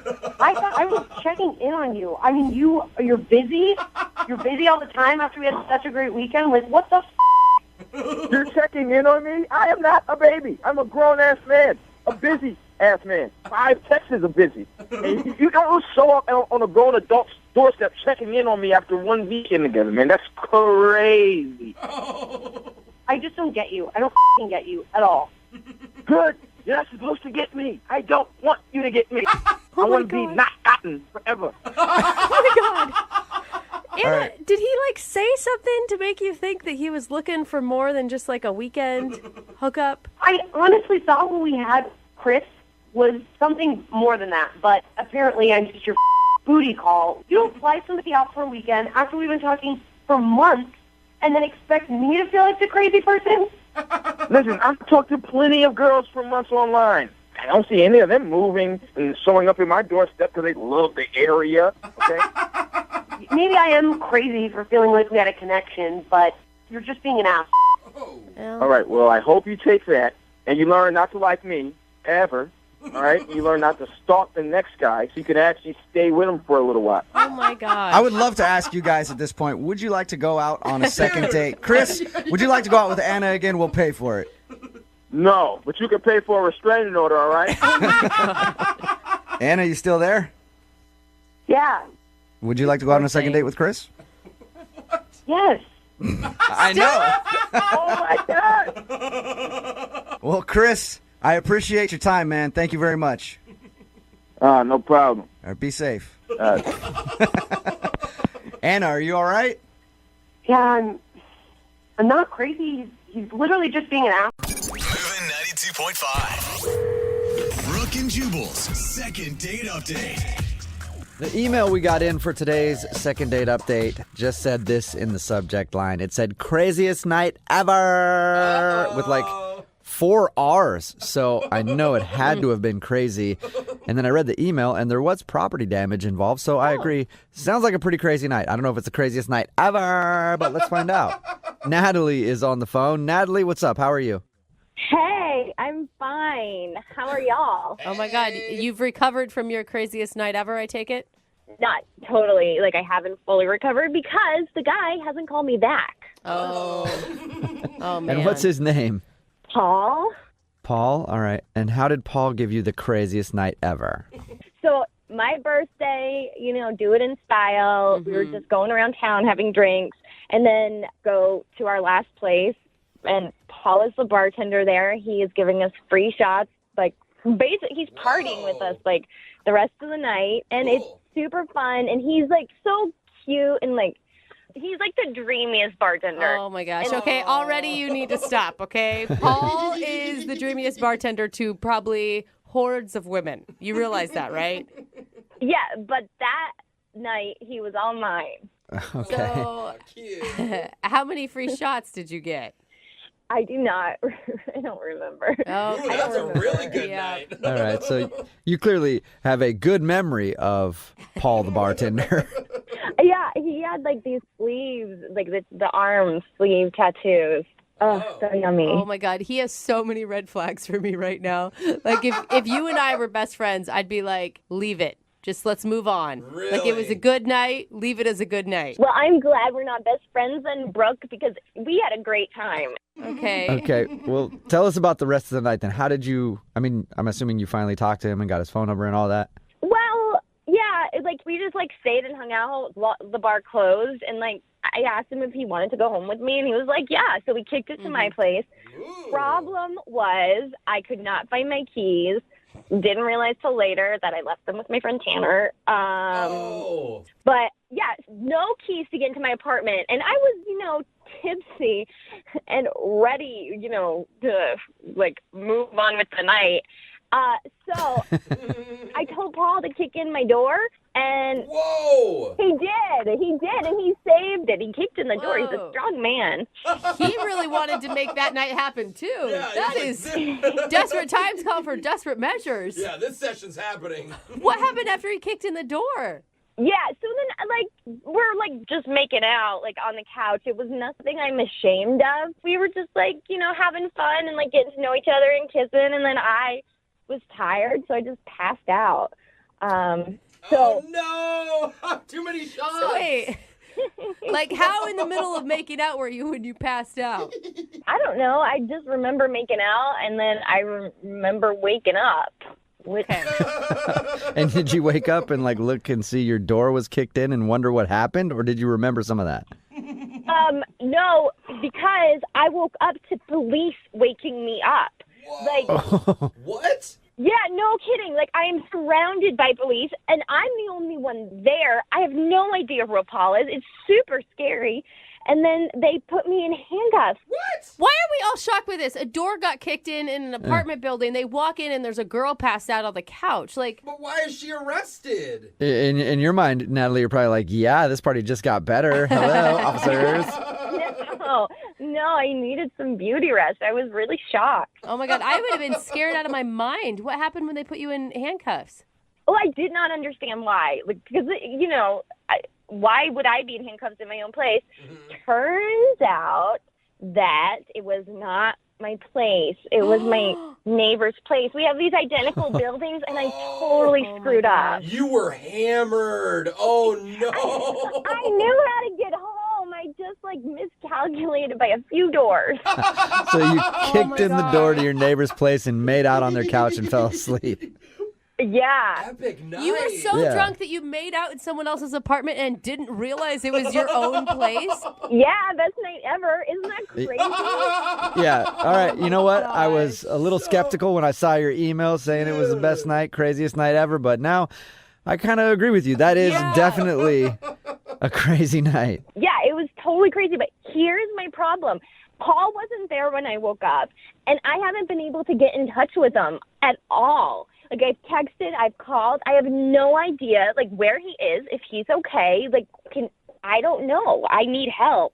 Again, shouldn't you just leave this to craziest night ever and not pursue Paul anymore? No, because Paul, I feel like we had so much fun, like the just not normal fun. Like he's super dreamy. Yeah. Any guy that will do a little breaking and entering on your behalf is definitely someone who you want to keep around for sure. I'm not even sure if Paul knows what happened. Like it was so crazy waking up to police, and he doesn't even know that. Like he would die over that story. I will say, if I was Paul, I'd want to know that story. Yeah. Yeah, me too. Yeah. All right, well, we'll play a song, come back, and then call him and get your second date update, all right? All right. Okay, hang on. Moving 92.5. Brooke and Jubal in the mornings. Second date update. You know, some ladies like a little TLC when it comes to relationships. But Natalie's on the phone, and Natalie's the type of woman that prefers a little B&E. That's breaking and entering. Natalie can't get enough because that's how she spent her first date with the guy she wants to call today. His name is Paul, and she met Paul while she was out partying for her birthday. He's a bartender, and they went back to her place after the clubs closed down. Only problem is, it wasn't her place, and she was so drunk she didn't know that. It was right next door, I guess, looks similar. But she had him kick in the door, and then they made out on the couch, and she passed out. When she woke up, she was in handcuffs for breaking into her neighbor's house, and now she can't get him on the phone to find out why he won't call her back. All right, Natalie, you ready? Yeah, I want to know. You're both so cheerful after a recap like that. All right, cool. So I'm excited. you got arrested for breaking down your neighbor's door because you thought it was your house. No big deal. I'm super excited about it. Best night ever. Exactly. Do you think that, I mean, outside of the whole cop situation and the door breaking down, do you think that you did something embarrassing while you were drunk? I really don't think so. I mean, I'm pretty fun drunk. Yeah. And I still claim that I was tipsy, you know? Like, it was fun. Okay. I was tipsy. You still claim that you were tipsy, although you went to the wrong house, had him break down the door because you couldn't get in, and then didn't even remember when he left or going to bed or anything. Okay, fine. I was extra tipsy. I was E.T. Oh, you were hammered, All right. but whatever. Okay, I'm going to dial his phone number right now and see if we can get him on the phone. Here we go. Yay.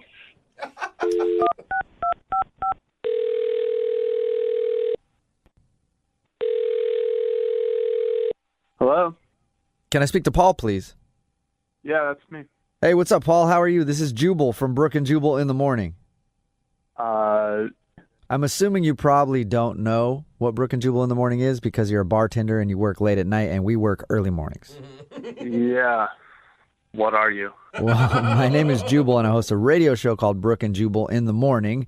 It's me, and then Brooke is also here, Hey, Paul. and Jose is here as well. Hey, what up? Okay. Yes. So, why are you calling me? Well, because we actually got an email about you from one of our listeners. Who would that be? Well, it's a girl that you met while you were working at the bar.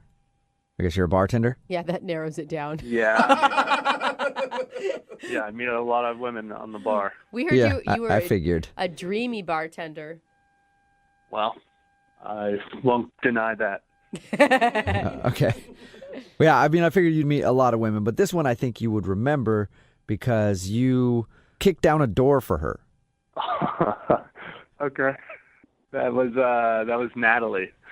Yes, it was. All right. It was Natalie, and she emailed us and told us about your crazy night. She also said that you haven't texted her or called her back since then, and she's wondering why.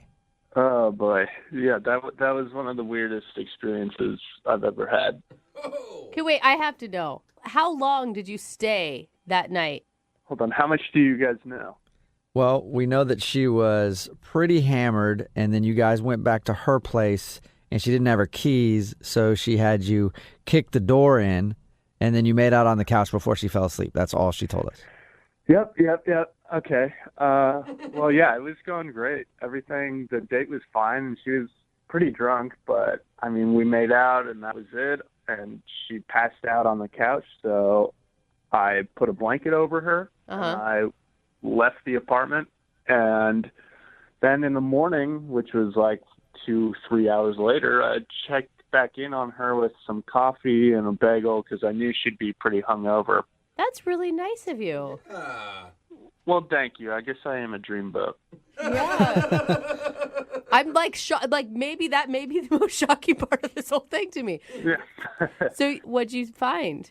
I'm outside the place with the coffee, and there's a ton of cops, and I'm asking this girl next to me, like, what happened? And she says that apparently someone broke into one of the apartments the night before. And you're like, oh, I think I know who that was. Yeah, that was me. So as soon as I heard what happened, I'm knowing, like, okay, they're all looking for me, so I probably shouldn't speak up or say anything about this. Yeah. So I just hung out and drank that coffee outside. And, just to see what would happen next? yeah, well, actually, I was chatting with the girl who told me the story, and she was actually pretty good looking, and we hit it off pretty nicely, and I haven't said anything about that night to anyone until right now. Wait. Oh. You were hitting on the girl? Well, she was kind of hitting on me a little more, but yeah, we chatted outside for a bit, and we're still hanging out. We're still seeing each other. And she doesn't know the story? That's awesome. Yeah, does she have any idea? And so you've never told her that you were the one that kicked in that door? No, I was just a passerby on the street. Just checking it out. Yeah. Coffee and bagel in hand. And now you're dating someone that lives in the same building as Natalie.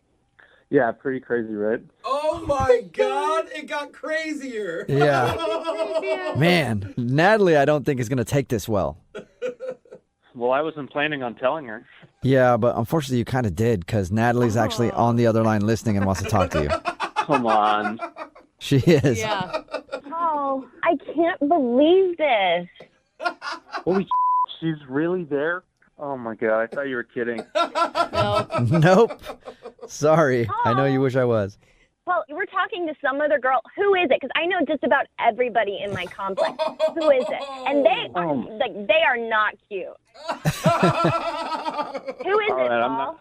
I'm not getting them in trouble too. Look, you don't need to freak out. We're not even dating. You're not my girlfriend. No, I just wonder you can't even call me back. What's the big deal? Send me a text. You were so drunk I didn't even know you'd remember me. Okay, I was tipsy and we had so much fun. Hold on. No, you fell asleep while we were making out. Yeah, because I felt really comfortable with you. Oh, that's what it was. Oh my God. That was the best line you maybe have said this whole time, Natalie. You felt so comfortable that you fell asleep mid-kiss. What's the big deal? It was my birthday. We spent my birthday together. That was special. Oh. It was so crazy. I literally was put in handcuffs. You would have died. Well, actually, I did see you in those handcuffs when they were walking you out of the building. But I don't know. I was having a pretty good conversation. Oh, that's cold. What does she have that I don't have? Really, put us head to head. What does she have that I don't? Exactly. Can't even think of it. She hasn't fallen asleep while making out yet. Oh my God, you were just as tipsy. We did shots together. I will say, Paul, I mean, you must have liked her if you were going to bring her a bagel and coffee for recovery time. We had fun. I'll admit that, yeah. Are you exclusive with this new girl, or is it just still in the casual dating phase? We're figuring it out. Well, let's figure it out, too. I mean, isn't all this kind of weird for you, hearing that I talk with this other girl and everything? You really want to see me again? Yeah, I do. I mean, whatever. Life is life. Things happen. But I think we had something. And I just want to have more fun with you. Yeah, we did. Oh, my gosh. Let's just hang out. No press. Yeah. I'd be down to hang out. I just don't think we should hang out around your apartment building. Oh, my God. That is so sketchy, Paul. Totally. And then, Paul, would you like to go out on a second date with Natalie? We'll pay for it. Oh my God. Oh, yeah, I'm down. I told you. I knew it. I knew it. Red flags everywhere. We're going to have some fun. Yeah, great. I mean, I'm down. Again, though, not around your apartment. Oh, my God. Paul, is this because you broke down the door or because of the other girl? a little bit of both. Brooke and Jubal in the morning. Text in at 78592 that says, well, that's going to end badly. It's Brooke and Jubal in the morning. Talking about today's second date update. If you missed it, Natalie wanted to call this dude Paul. He's a hot bartender. And they met up one night while he was working and then went back to her place and she was hammered and didn't have her keys, so he kicked in the door for her. She ended up falling asleep on the couch. The only problem is she was so drunk, she was at the wrong house. And he kicked in the door and she fell asleep on somebody's couch. And then the cops came and it was a big ordeal. But we got him on the phone and asked him why he wasn't calling back, because he had left before the cops showed up and all that stuff. But he said he was coming back and then he saw the cops there. And he didn't go into the apartment area because he didn't want to get arrested for breaking and entering. And he ended up hanging out with somebody outside, one of her neighbors, and started talking to her, and he liked her a lot. But at the end of it, she's like, we can still link up because I guarantee you I'm better than my neighbor. And he was like, okay, cool, but can't be at your apartment building. She's like, okay, that's fine, whatever. So. And I like how her reaction was like, who is it? Everyone that I live next to is ugly. Yeah. Like, my God, woman. Remember, if you want to do a second date update, all you have to do is email the show, and we will call the person who didn't call you back. Moving 92.5. Now ADT can help protect your family at home and on the go. Get started with ADT's best offer, an ADT starter kit and security camera installed free. A savings of $449. Plus, you'll get ADT Go, the new family mobile safety app and service for 24/7 emergency response. Go to ADT.com/podcast today to take advantage of ADT's best offer with 36-month monitoring contract, Easy Pay and QSP. Moving 92.5. Second date update. You know, there's a popular saying, third time's the charm. Mm-hmm. Yep. And there's also another popular saying, 3 strikes, you're out. Okay. That's good point. And then Brooke's always 3 sheets to the wind. 3 blind mice. There's a lot of sayings about 3s. Yeah, 2's company, 3's a crowd. 3's a crowd. Yeah. So I don't know if 3 is a good number or a bad number. There is a lot of mixed messages here. Can't really tell. But for one of our listeners, Allison, she went out on 3 dates with a guy recently, and now she's not getting a call back. Well, already she's breaking second date update rules. Well, we're going to make an exception for her, though. Allison, how you doing? I'm doing all right. Appreciate you taking the call, though, with 3 dates. I appreciate that. Yeah. Okay. All right. You sound kind of disappointed already. I don't know, sad. No. I'm really hoping that you can help me out because I think this is a good one. I think this guy is really awesome. Okay. What's the name of this guy that you want us to call? His name's Russell. Okay. And he's like really funny, but not in that doofy way or making fun of other people way. He just has like a really natural humor that I love. So kind of like me. Oh, yeah. Exactly like you. Yes, it's that unassuming funny. Yeah. It sneaks up on you. It's that funny that you don't notice. Yeah. So where did you meet him? We actually met online. And like it's been 3 dates, but it's been like 2 or 3 months because he has a crazy work schedule. Whoa. Oh, wow. It took you 2 or 3 months to go on 3 dates? Yeah. I mean, he travels a lot for work. So it's hard for us to get the schedules together. And the first 2 dates, he seemed really eager to make the date, and it didn't seem like he was being resistant. But after the third one, now I haven't been able to get him to call me back. Huh. So do we get to know what you guys did on any of these 3 dates? Yeah, well, our last date, he took me to one of those wine and like vino and art places, you know, where you drink wine and you get to paint. Yeah, those places are cool. That's a good sign because that's a thoughtful date. If a guy just wants to hang out, let's go get Well, it's something also to eat. like a couple's date. Yeah, exactly. That means he's probably more committed if he's willing to stay there for a couple hours and paint and drink. Or he's just trying to impress you and doesn't really care about any of that stuff. By the third date, like you're committed. That's a lot of time put into one person. Sure. But do you think that the third date is where everything changed, it sounds like? Yeah, I do. And I'm just trying to kind of decipher what happened. Oh, no. So I don't know if you've ever been to one of those, you know, you're drinking and everybody gets canvases and then everybody's sort of copying this one piece of art. And so we're all sitting around, we're doing our painting, it's going really well. And there was this guy who was just kind of off to my left a little bit, and he was a really good artist. I also did notice he was very attractive. Oh, no. You were flirting, huh? Yeah, I mean, he had a sculpted body. More of a 3D artist.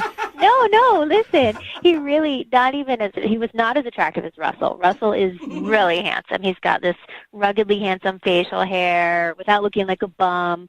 I'm totally into Russell. Okay. I'm glad that you said that, because if he does listen back to this, he should at least hear that. Yeah. But Cute. I mean, a little homeless. yeah. So was there an incident with hot guy to your left? Well, he seemed to be a really good artist, and I kind of started copying him a little, and I just caught myself looking over there more and more at what he was doing, and there were a couple times where Russell was talking to me, and like he'd notice me looking over there, and he'd stop, and he'd get kind of this weird look on his face, and I'd catch myself, and it was getting a little awkward. Because your eyes were actually on this guy's butt instead of his painting, or? Yeah. No, I'm afraid though that Russell does think I was checking him out the whole time. Well, you know what they say: women can't resist a guy with a paintbrush. I've never heard that. Oh. Yeah, Is that a thing? Oh no, is that not the It's saying? not a thing. Oh, okay. Yeah, it's a guitar maybe you're thinking of. Maybe that's what I was thinking of. Yeah. I mean, did he ever bring it up? Did he seem like a super jealous type of guy? No, he didn't bring it up, and I don't think that he is, because at the end of the date, things were a little bit awkward, but he kissed me goodnight, and things were in a good way, and I told him, that I wanted to see him some more, that I kind of was sorry that he was going to be on the road again, and I don't know if maybe that was it, like if he felt I was coming across too clingy, and... Did you guys make out at the end of the night or kiss or anything? Brooke, she already said that. Oh, sorry. Yeah. Sorry, Brooke was distracted thinking about the other painter's butts. Yeah, already. Or was it his big paintbrush? Right, yeah, exactly. There you go. So, is this a situation, since you guys are dating for several months, are you only seeing him, or are there other people in the picture here? As far as I know, it's just been the two of us, because he's really, really busy, and I don't know if he's got time. Right. But we haven't had like to sit down and let's talk exclusivity. Okay. You guys are taking it really, really slow. I mean, this is a snail's pace relationship. And in a relationship I've been in, you do take it very slow. You want to be sure when you make that commitment that it's going to stay. You don't want to rush into something. I don't know. All I'm thinking is third date and you didn't go home with him? Is that bad? Brooke was on the first date. What is in your coffee cup today? Is there any wine in there? Like, you are out of sorts. I apologize for Brooke. Listen, but lean on us on this. yeah, one. we're gonna throw Brooke into a shower, and while we do that, we're gonna play a song. We'll come back and we'll try and get you your second date update. Okay, Allison? All right, thank you. All right, hold on.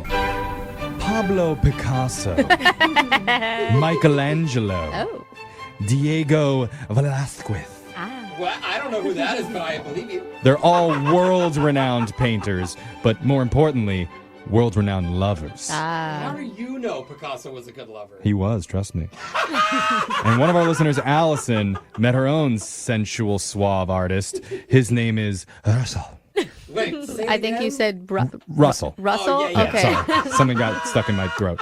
But Russell, he's not like a professional painter, but they did go on a wine and painting date. Yeah. It was actually their third date, and after the watercolors dried, things have been kind of weird between them. I like that picture. Yeah. But there was another guy she mentioned that was sitting next to her in that class, and she says she couldn't stop looking at his amazing painting. Yeah, she was trying to copy what he was doing because he had a handle on it. And when I say painting, I don't know if that's code for something else, his amazing painting, but she's worried that maybe her date Russell noticed, and that's why he's been avoiding her. Yeah. I could see that. Are you nervous about this, Allison? I am a little, just because if it's just about the other guy, then that seems a little like Russell doesn't have to be worried. He should be a little more confident than that, and I don't like that it's that tenuous. Yeah. But I'm honestly kind of hoping that he got more spooked because of feeling like I'm pushing. So wait, so the whole you want what you can't have, you're pushing away a little, maybe he'll want to... No, because she mentioned that she wants to see him more often than once a month, and maybe that's too fast for him. If he's a snail, I guess. I know. So we'll find out. Let's call Russell and get your second date update. You ready for this, Allison? I'm ready. Let's do it. Okay, I'm going to dial the phone number right now.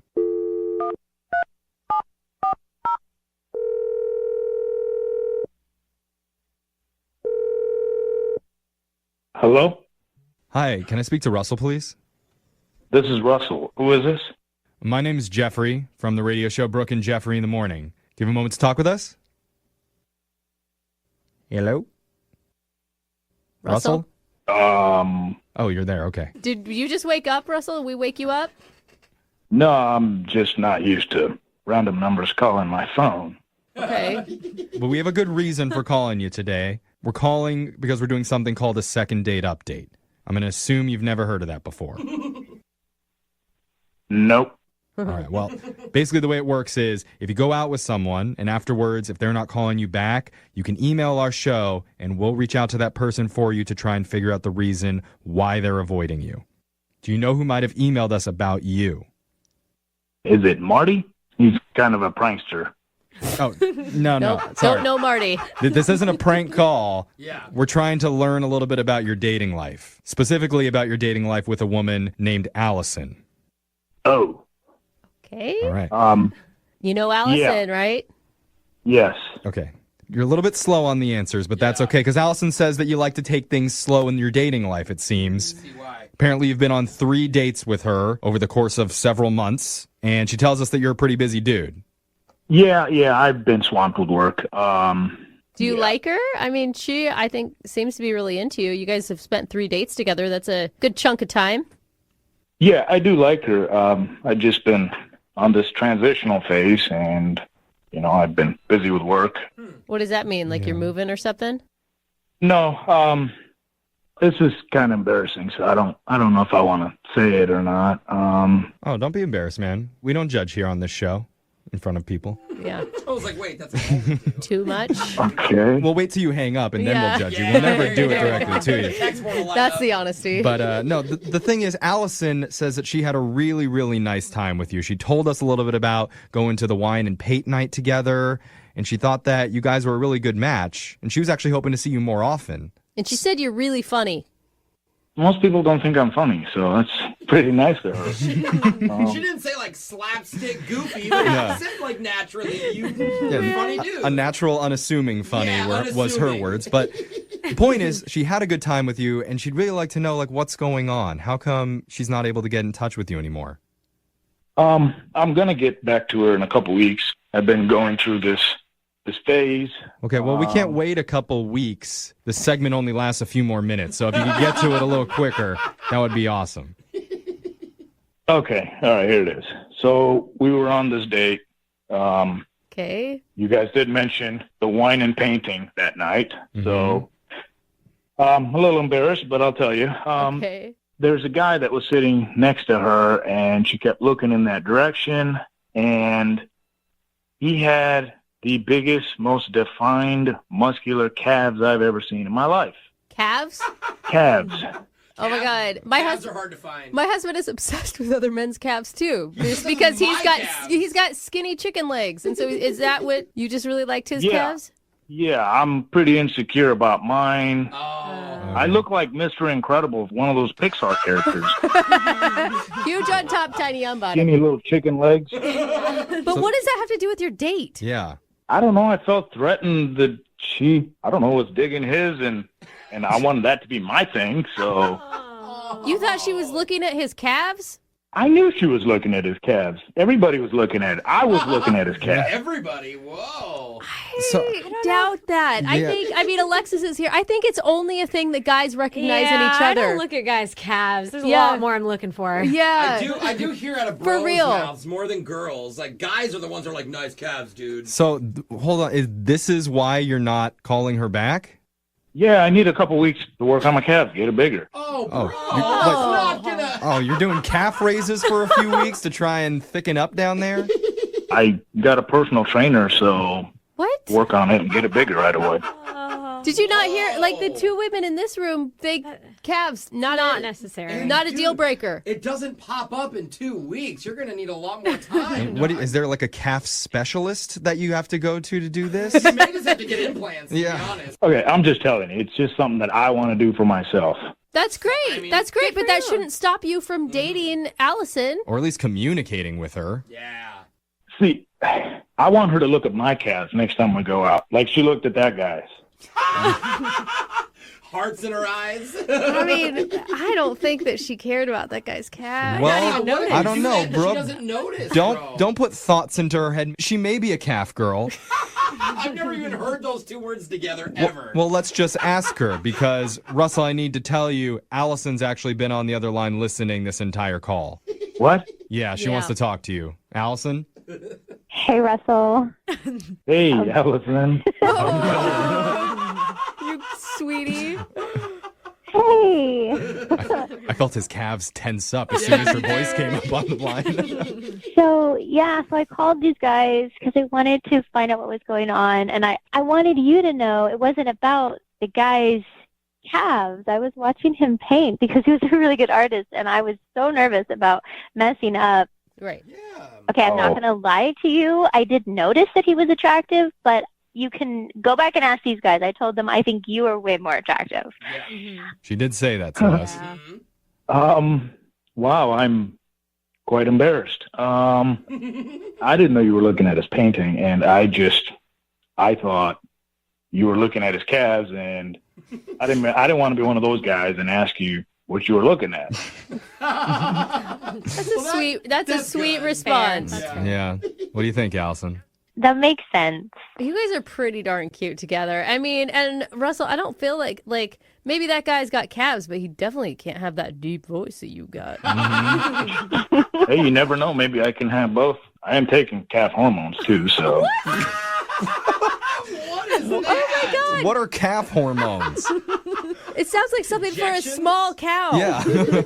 Well, my personal trainer gave it to me. I probably shouldn't have said that over the radio. What? It's probably illegal, whatever. It's like a back alley personal trainer? Where'd you hire him? Legit Brooke might be calf hormones. You're going to be able to milk him soon. Russell, aren't you hearing what Allison says? She's super attracted to you and thinks you're awesome. I think working out is great to make yourself feel better, but don't go too extreme, man. Yeah, I'm not overly worried about the calves.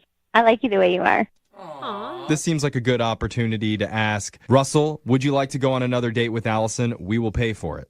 That sounds great. Allison, do you want to wait for 2 weeks for my calves to blow up?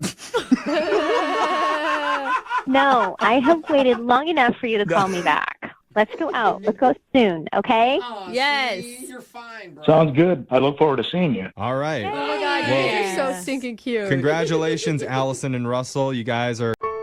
If you're just tuning in for the second date, one of our listeners, Cammie, went out with a guy named Justin recently.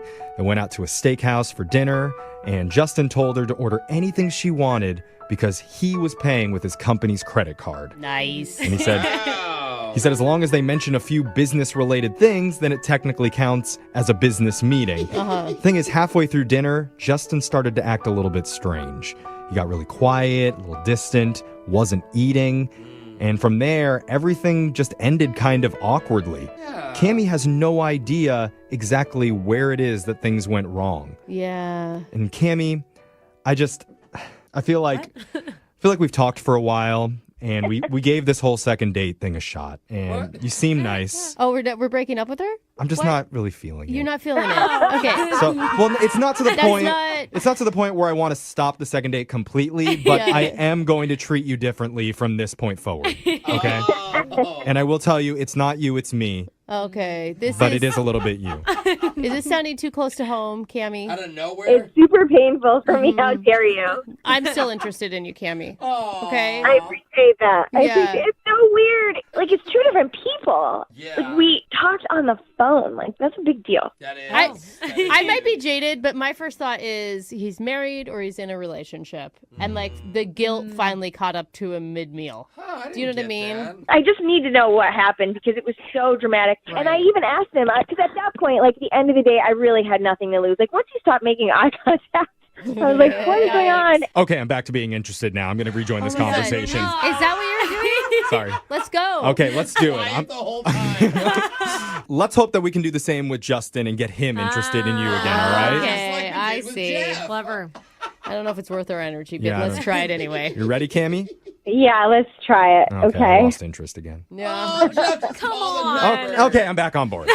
All You right. are all over the board. Okay, let's see what's going on with Justin. I'm a Dallas number right now. Here we go.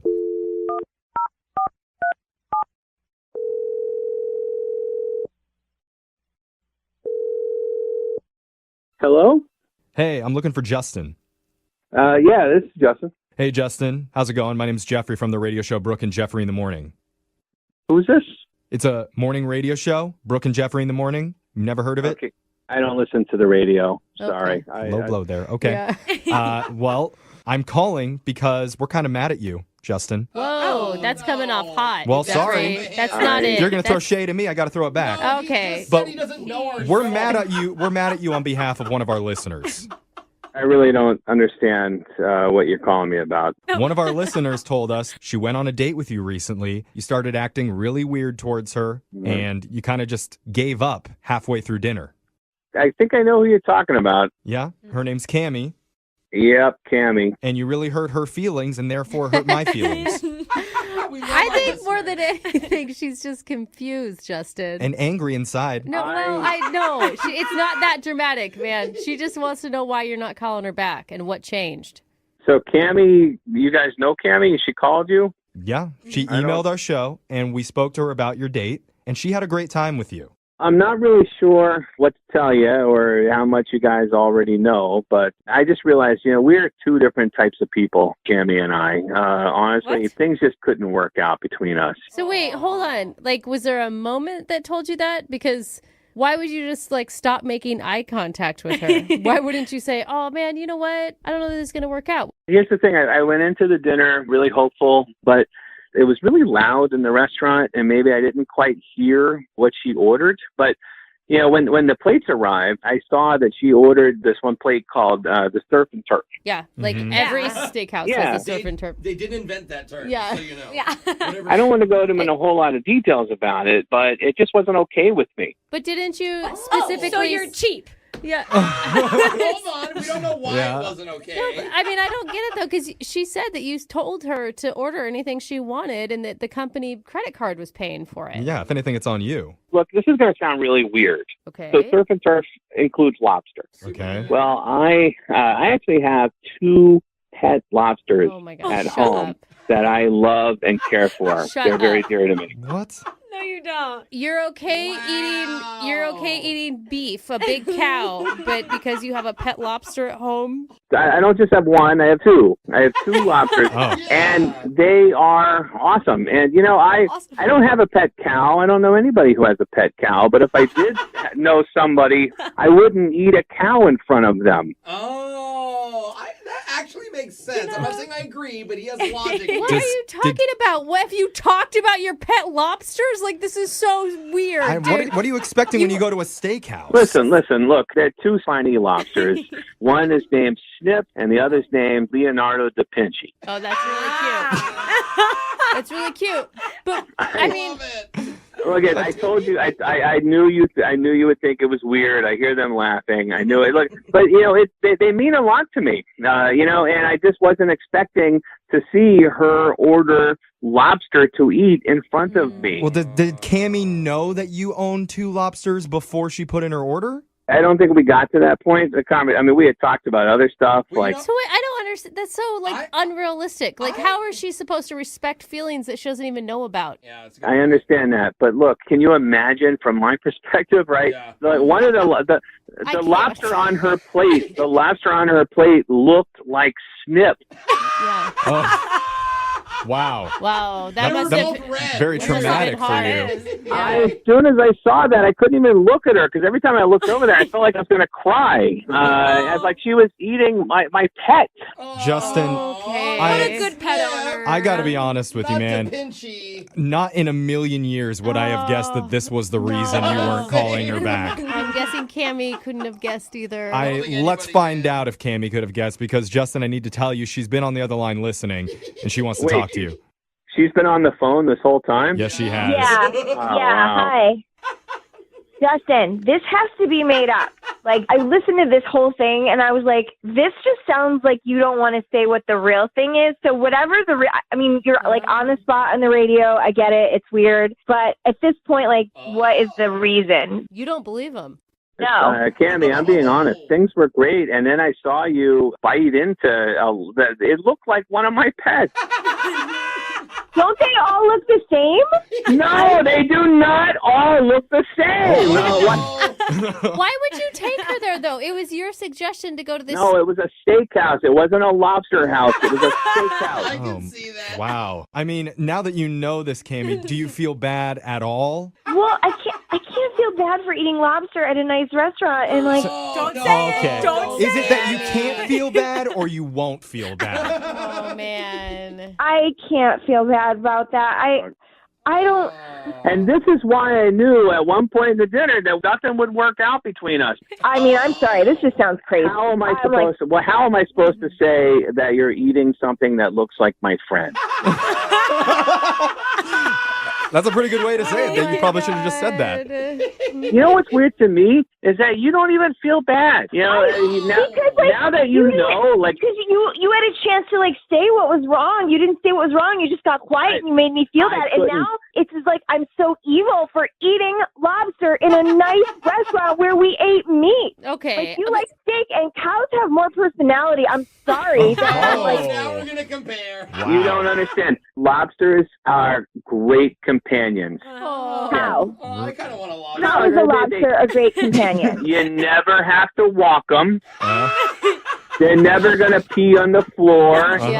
You may have heard this, but lobsters are loyal. They mate for life. Okay, Did you know that? please. Unlike those promiscuous dogs and cats that sleep around. A dog will hump a leg. What? A lobster mates for life, and they live over 100 years. So now let me tell you, Cammy, that's way longer than you're going to live with all that butter that you were putting that lobster in. Oh my God, Jenny, this is so crazy. I don't You have don't to need justify to. butter to you. Yeah. You don't have to. I mean, wait, would you give her another chance if she said she'd never eat lobster again? Or in front of It's so hard. Even right now, revisiting that night, it's so hard for Okay, me. Justin, look, I don't want to put you through any more trauma. I don't want to give you any more PTSD. So let me just ask, would you like to go out on another date with Cammy? We'll pay for it. No lobster, just any other type of seafood will be fine. Yeah. I don't know. You guys can eat crabs and then give her crabs later. No crustaceans. Both fresh. Okay. All.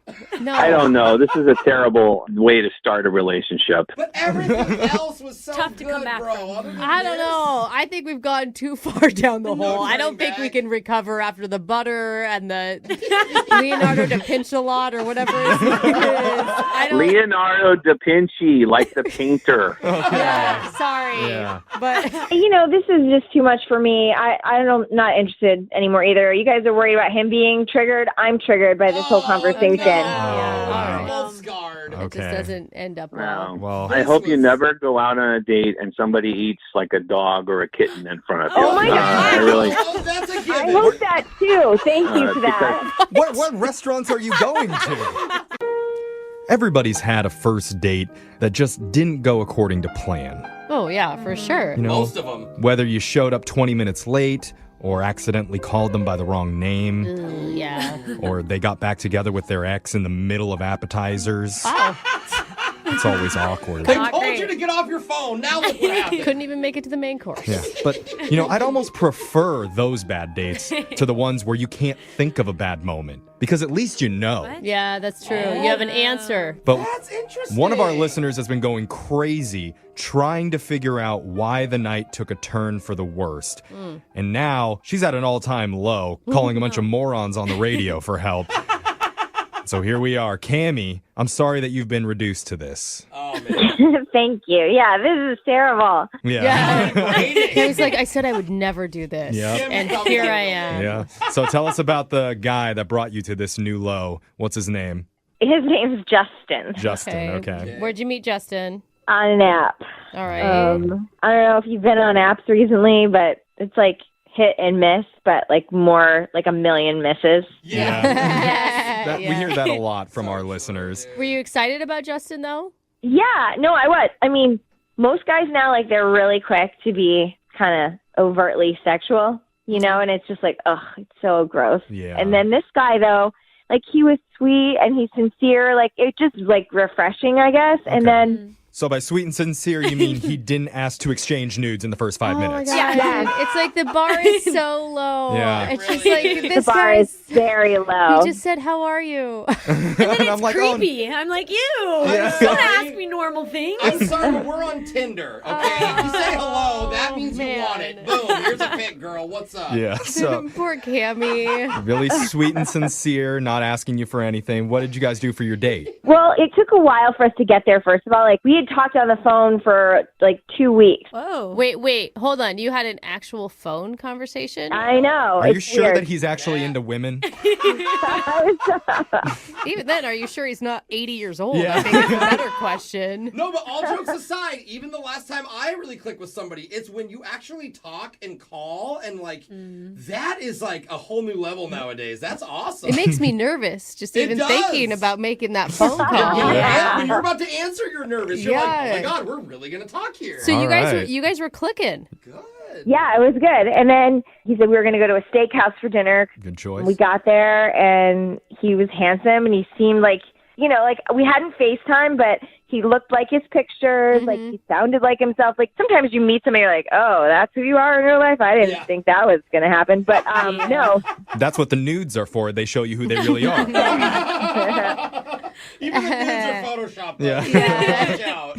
Okay. How did he receive you? Like, you know, like... I think it was good. I know, Like, that's I- weird. Look, what are You you? know what I meant. You know what I mean? You Yeah. are awful on a dating app. What was Did it like you in real also- person? Did you also show up correctly? I don't Oh know. my I know what you gosh. mean. I know what you mean. No, I look like my pictures. She understood what I meant. Yeah, okay. Yeah, she got it. So how was your connection on the date? Yeah, I mean, it was good. It was like we just kept talking about the same stuff. We talked about, like, trips we took and our friends, like, normal date stuff. Did you feel like you ran out of things to talk about at any point? No, I don't think so. Well, at one point he was going to put this on his company credit card. So I was like, oh, hopefully it doesn't get him in trouble. But he said, well, if you talk about one business thing, it counts. A technicality? So you guys talked about business stuff? No, we were making jokes. Like, we were saying things like lucrative deals and mergers and, like, run it up the flagpole. And, you know, like, we were just trying to be silly with it, I Sounds guess. hot. Okay. Since he was offering to pay on the company card, what did you get for dinner? I got surf and turf. Yeah, you Company's did. paying for it. The most That's a girl. expensive. Okay. Well, you're doing business. Now we're talking. He got a steak. Like, he got a really nice steak. So, Okay. Okay. yeah. So where did the night get weird for you? Okay, so this is the thing. Like, all of a sudden, kind of the mood changed. It was like two different people. Like, he got much quieter. He stopped making eye contact. Oh. It was like the weirdest thing. Like, he's barely touching his own food. So I was like, well, is he sick? Like, is something wrong? Like, what is he trying to just power through and be a hero, but some appetizers not making him feel good? Or I don't. Oh, so like, this happened before even the main course came? It's kind of as the main course is coming. Okay. Have you come up with any reasons, you think? No. And I even said, like, did I say something? Did I do something? He's like, no, it's fine. I had a really good time. And he hugged me, and, like, that's it. Wow, so you asked him. Well, it was so weird. And I was like, I really at that point was like, well, I have nothing to lose by saying that, At you know? that point, did you try and save the date with a nude pic? Moving 92.5. Brooke and Jubal's second date update.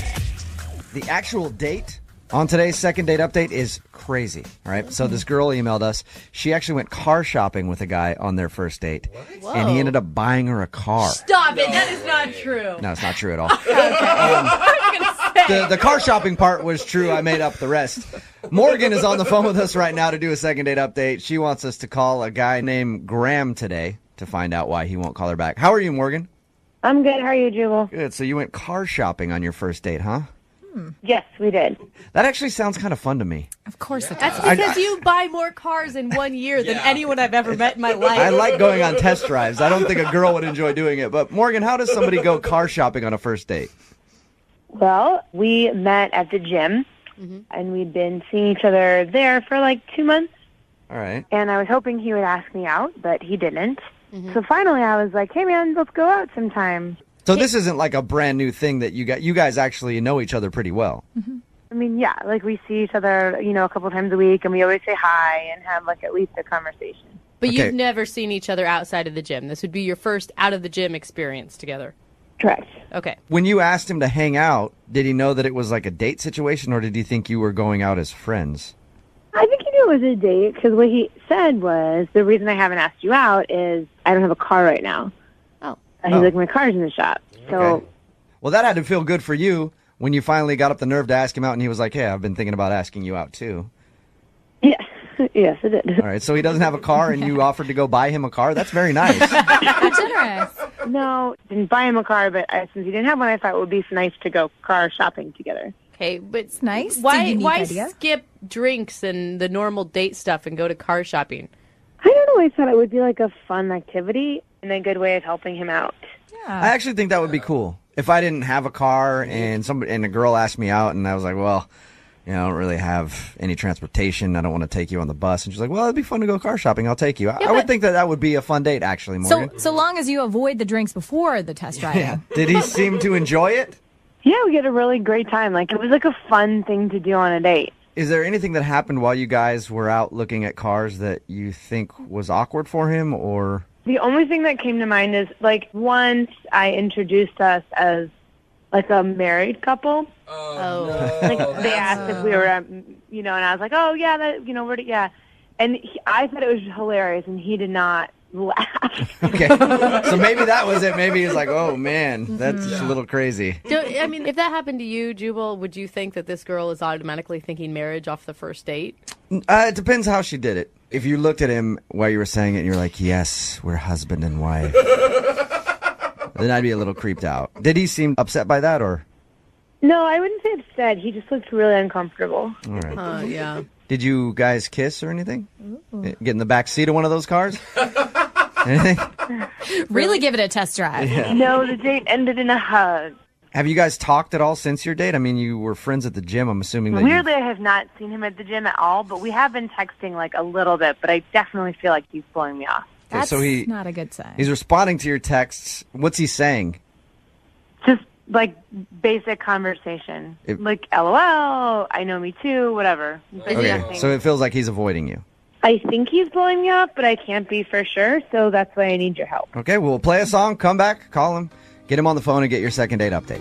Okay, thanks, guys. All right, hang on. 2.5. Brooke and Jubal in the mornings. Second date update. If you're just joining us for the second date update, Morgan is on the phone. She wants to call this guy named Graham. They apparently have been gym buddies for a little while. She finally asked him out. Unfortunately, he didn't have a car, so he didn't want to go out with her, but she said, let's go car shopping. It'll be fun. And that's how they spent their day together. She says that everything went well, except for one kind of awkward moment where she pretended that the two were married to the car salesman.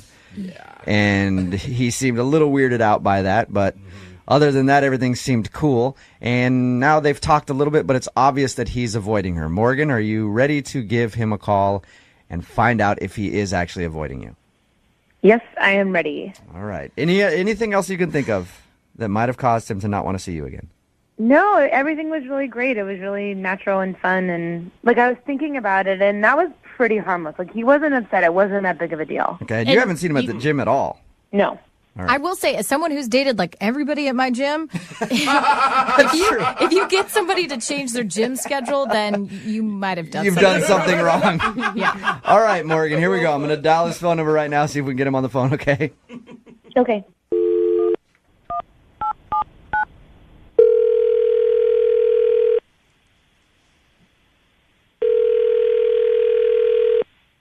Hello?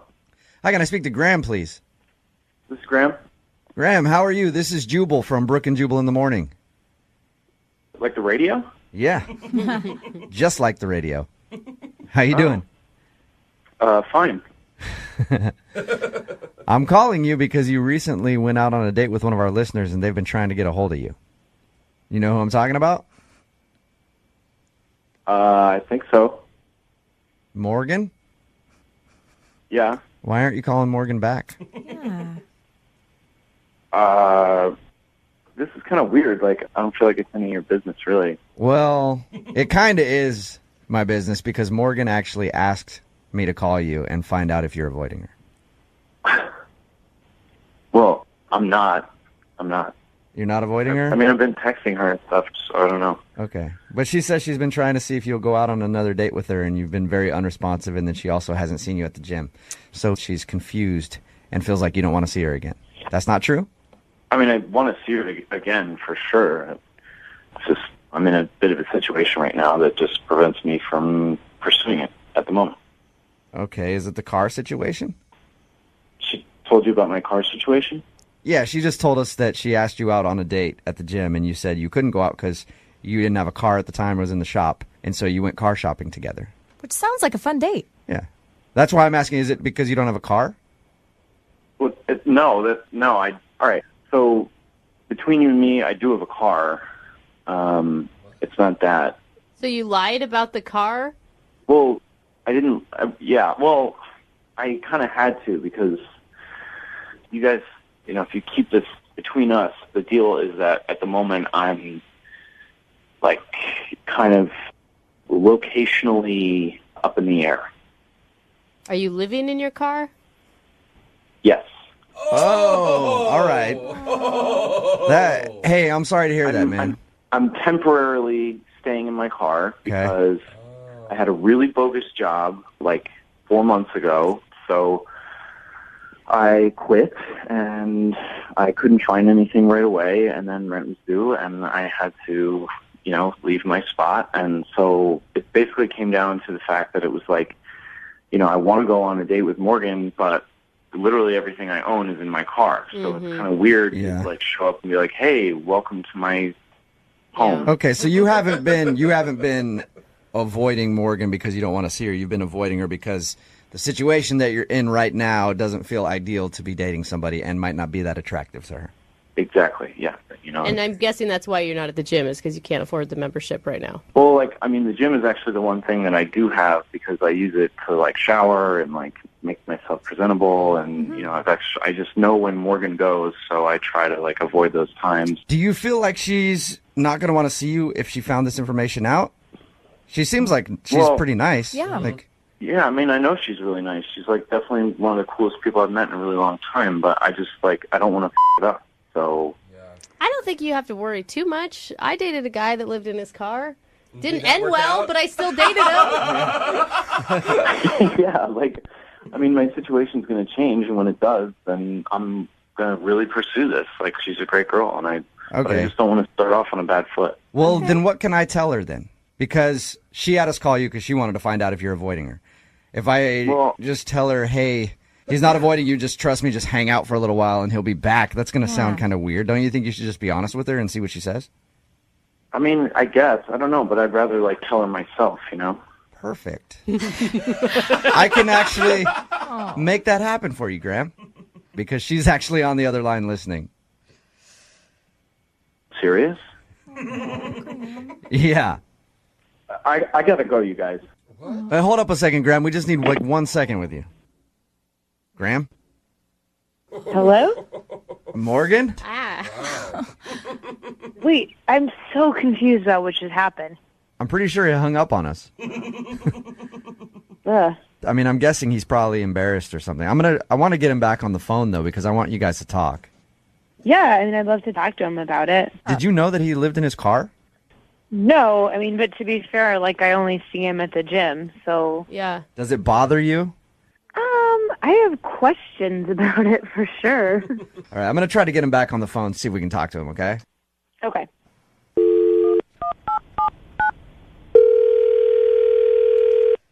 Hello? Graham? Yeah, sorry. I thought I had a job offer calling on the other line, but it wasn't. Oh, all right, that sucks. Well, I was in the middle of telling you that Morgan was on the phone and wanted to talk to you. Morgan?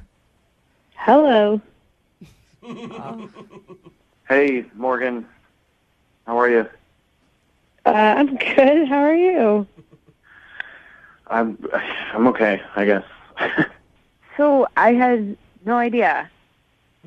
Yeah, well, that was kind of the point. I was hoping it would stay that way, but... Graham, you could have told me you're living out of your car. I would have understood. Yeah, I mean, I don't know. I didn't want to like mess anything up before we even like got started with anything. You know, I don't know. I just wanted to be able to like do nice things and like take you places and, you know, start off on the right foot rather than have it be like some kind of weird thing that like we have to like overcome together right at the beginning. That's totally understandable. So do you want to get a job? Are you looking for a job? Like, what's your deal? Yeah, I mean, I've been looking every day. You know, it's like that's my job right now is getting a job. You know, it's just not that easy right now, and I'm, you know, if you could just give me like 2 more weeks, I'm gonna have something by then. I have a couple of leads coming through right now, and I'll be back on my feet then. And I don't know. I just hate to like ruin this before anything even had the chance to happen. Yeah, but Graham, now that you guys got this out of the way, I will pay for you guys to go on a second date. Yeah. Would you? I mean, you might as well go out with Morgan again, especially now that she knows what she knows, and you guys can talk a little more in depth about the situation. Yeah, it's out there. Yeah, I want to. I just hope she will. Okay, but what I'm saying is, Graham, why do you have to wait like 2 weeks until you get a job? I will pay for you guys to go on a second date. I mean, free hot meal. Come on, Graham. And then you guys can decide what you want to do about your situation when you go out. But would you like to go out with her? Absolutely. Yeah. Morgan, do you want to go out with Graham again? Graham, like, I like you, and I would love to hear more about your situation, and I'm totally down to hang out with you and go on a date with you. Oh, I like That's her. Aw. It's going to be so easy to get her back to your place, Graham. I mean, that's awesome. I really didn't expect you to be that cool about it, and I'm just glad to hear that. It's like a huge relief. There you go. Successful second date update. We'll send you guys out again, and you can have a good time. Graham, I want to let you know it's your lucky day today. Yeah. Oh, yeah? Because not only am I sending you out on a second date with Morgan, but I'm going to go ahead and adopt you as my own. You can come stay at my place if you'd like. I think I'd rather stay in my car. All right. Brooke and Jubal in the morning. Today's second date update might have actually just changed somebody's life. It's Brooke and Jubal in the morning. I'm moving 92.5. If you missed today's brand new second date update, this girl Morgan wanted us to call Graham because he'd been avoiding her. Turns out that Graham, when we got him on the phone, doesn't have a house. He's in between places right now because he quit his job and can't afford rent, so he's living in his car, and that's why he was avoiding her, because he was embarrassed of that. It's cool. tough. At the end of it, she gave him a second chance. She wanted to go with him again. She didn't. So cool. She could look past that. But I say that it could change his life because we're getting so many text messages in at 78592 with job opportunities for Graham, and that's what he was saying. He quit because he couldn't take his job anymore that he was doing because it was terrible. And so he's been looking for a new job, and he was going to try to find a job and then hopefully ask her out on a date when he could afford to take her out and could afford to have a place to take her back to. But everybody texting us at 78592 is offering Graham a job. I'm going to go ahead and get all these together, give it to him, and then I'll leave it up to him to get in contact with you guys. But we really appreciate that. You guys are awesome. We have the best listeners. Yeah, like we joke around a lot and stuff, but when it comes to like semi-serious stuff like this is so Don't they know that we're supposed to be all cold-hearted here? I mean, come on, we're the Feel Bad station. This is not what we do. This is uncharted territory for us. It's really weird. Charitable things. Interesting. But yeah, thank you guys very much. I think Graham will obviously appreciate it, and hopefully he can get a job out of the deal, and the two of them can start a relationship, or at least go out and enjoy each other's company a little bit. But I will get all the job offers down. Keep them coming if you want to try to interview him for a job and you're interested in that. At 78592, I'll give it to him and see if he can get in contact with you, and we'll get an update. I'll stay in contact with Graham and see if we can find out if he actually gets a job out of the deal, and then if he does, I want 10% of whatever he's making because I helped him find that job. Kind of a finder's fee. Look, we're charitable to a point, all right? I'm not an idiot.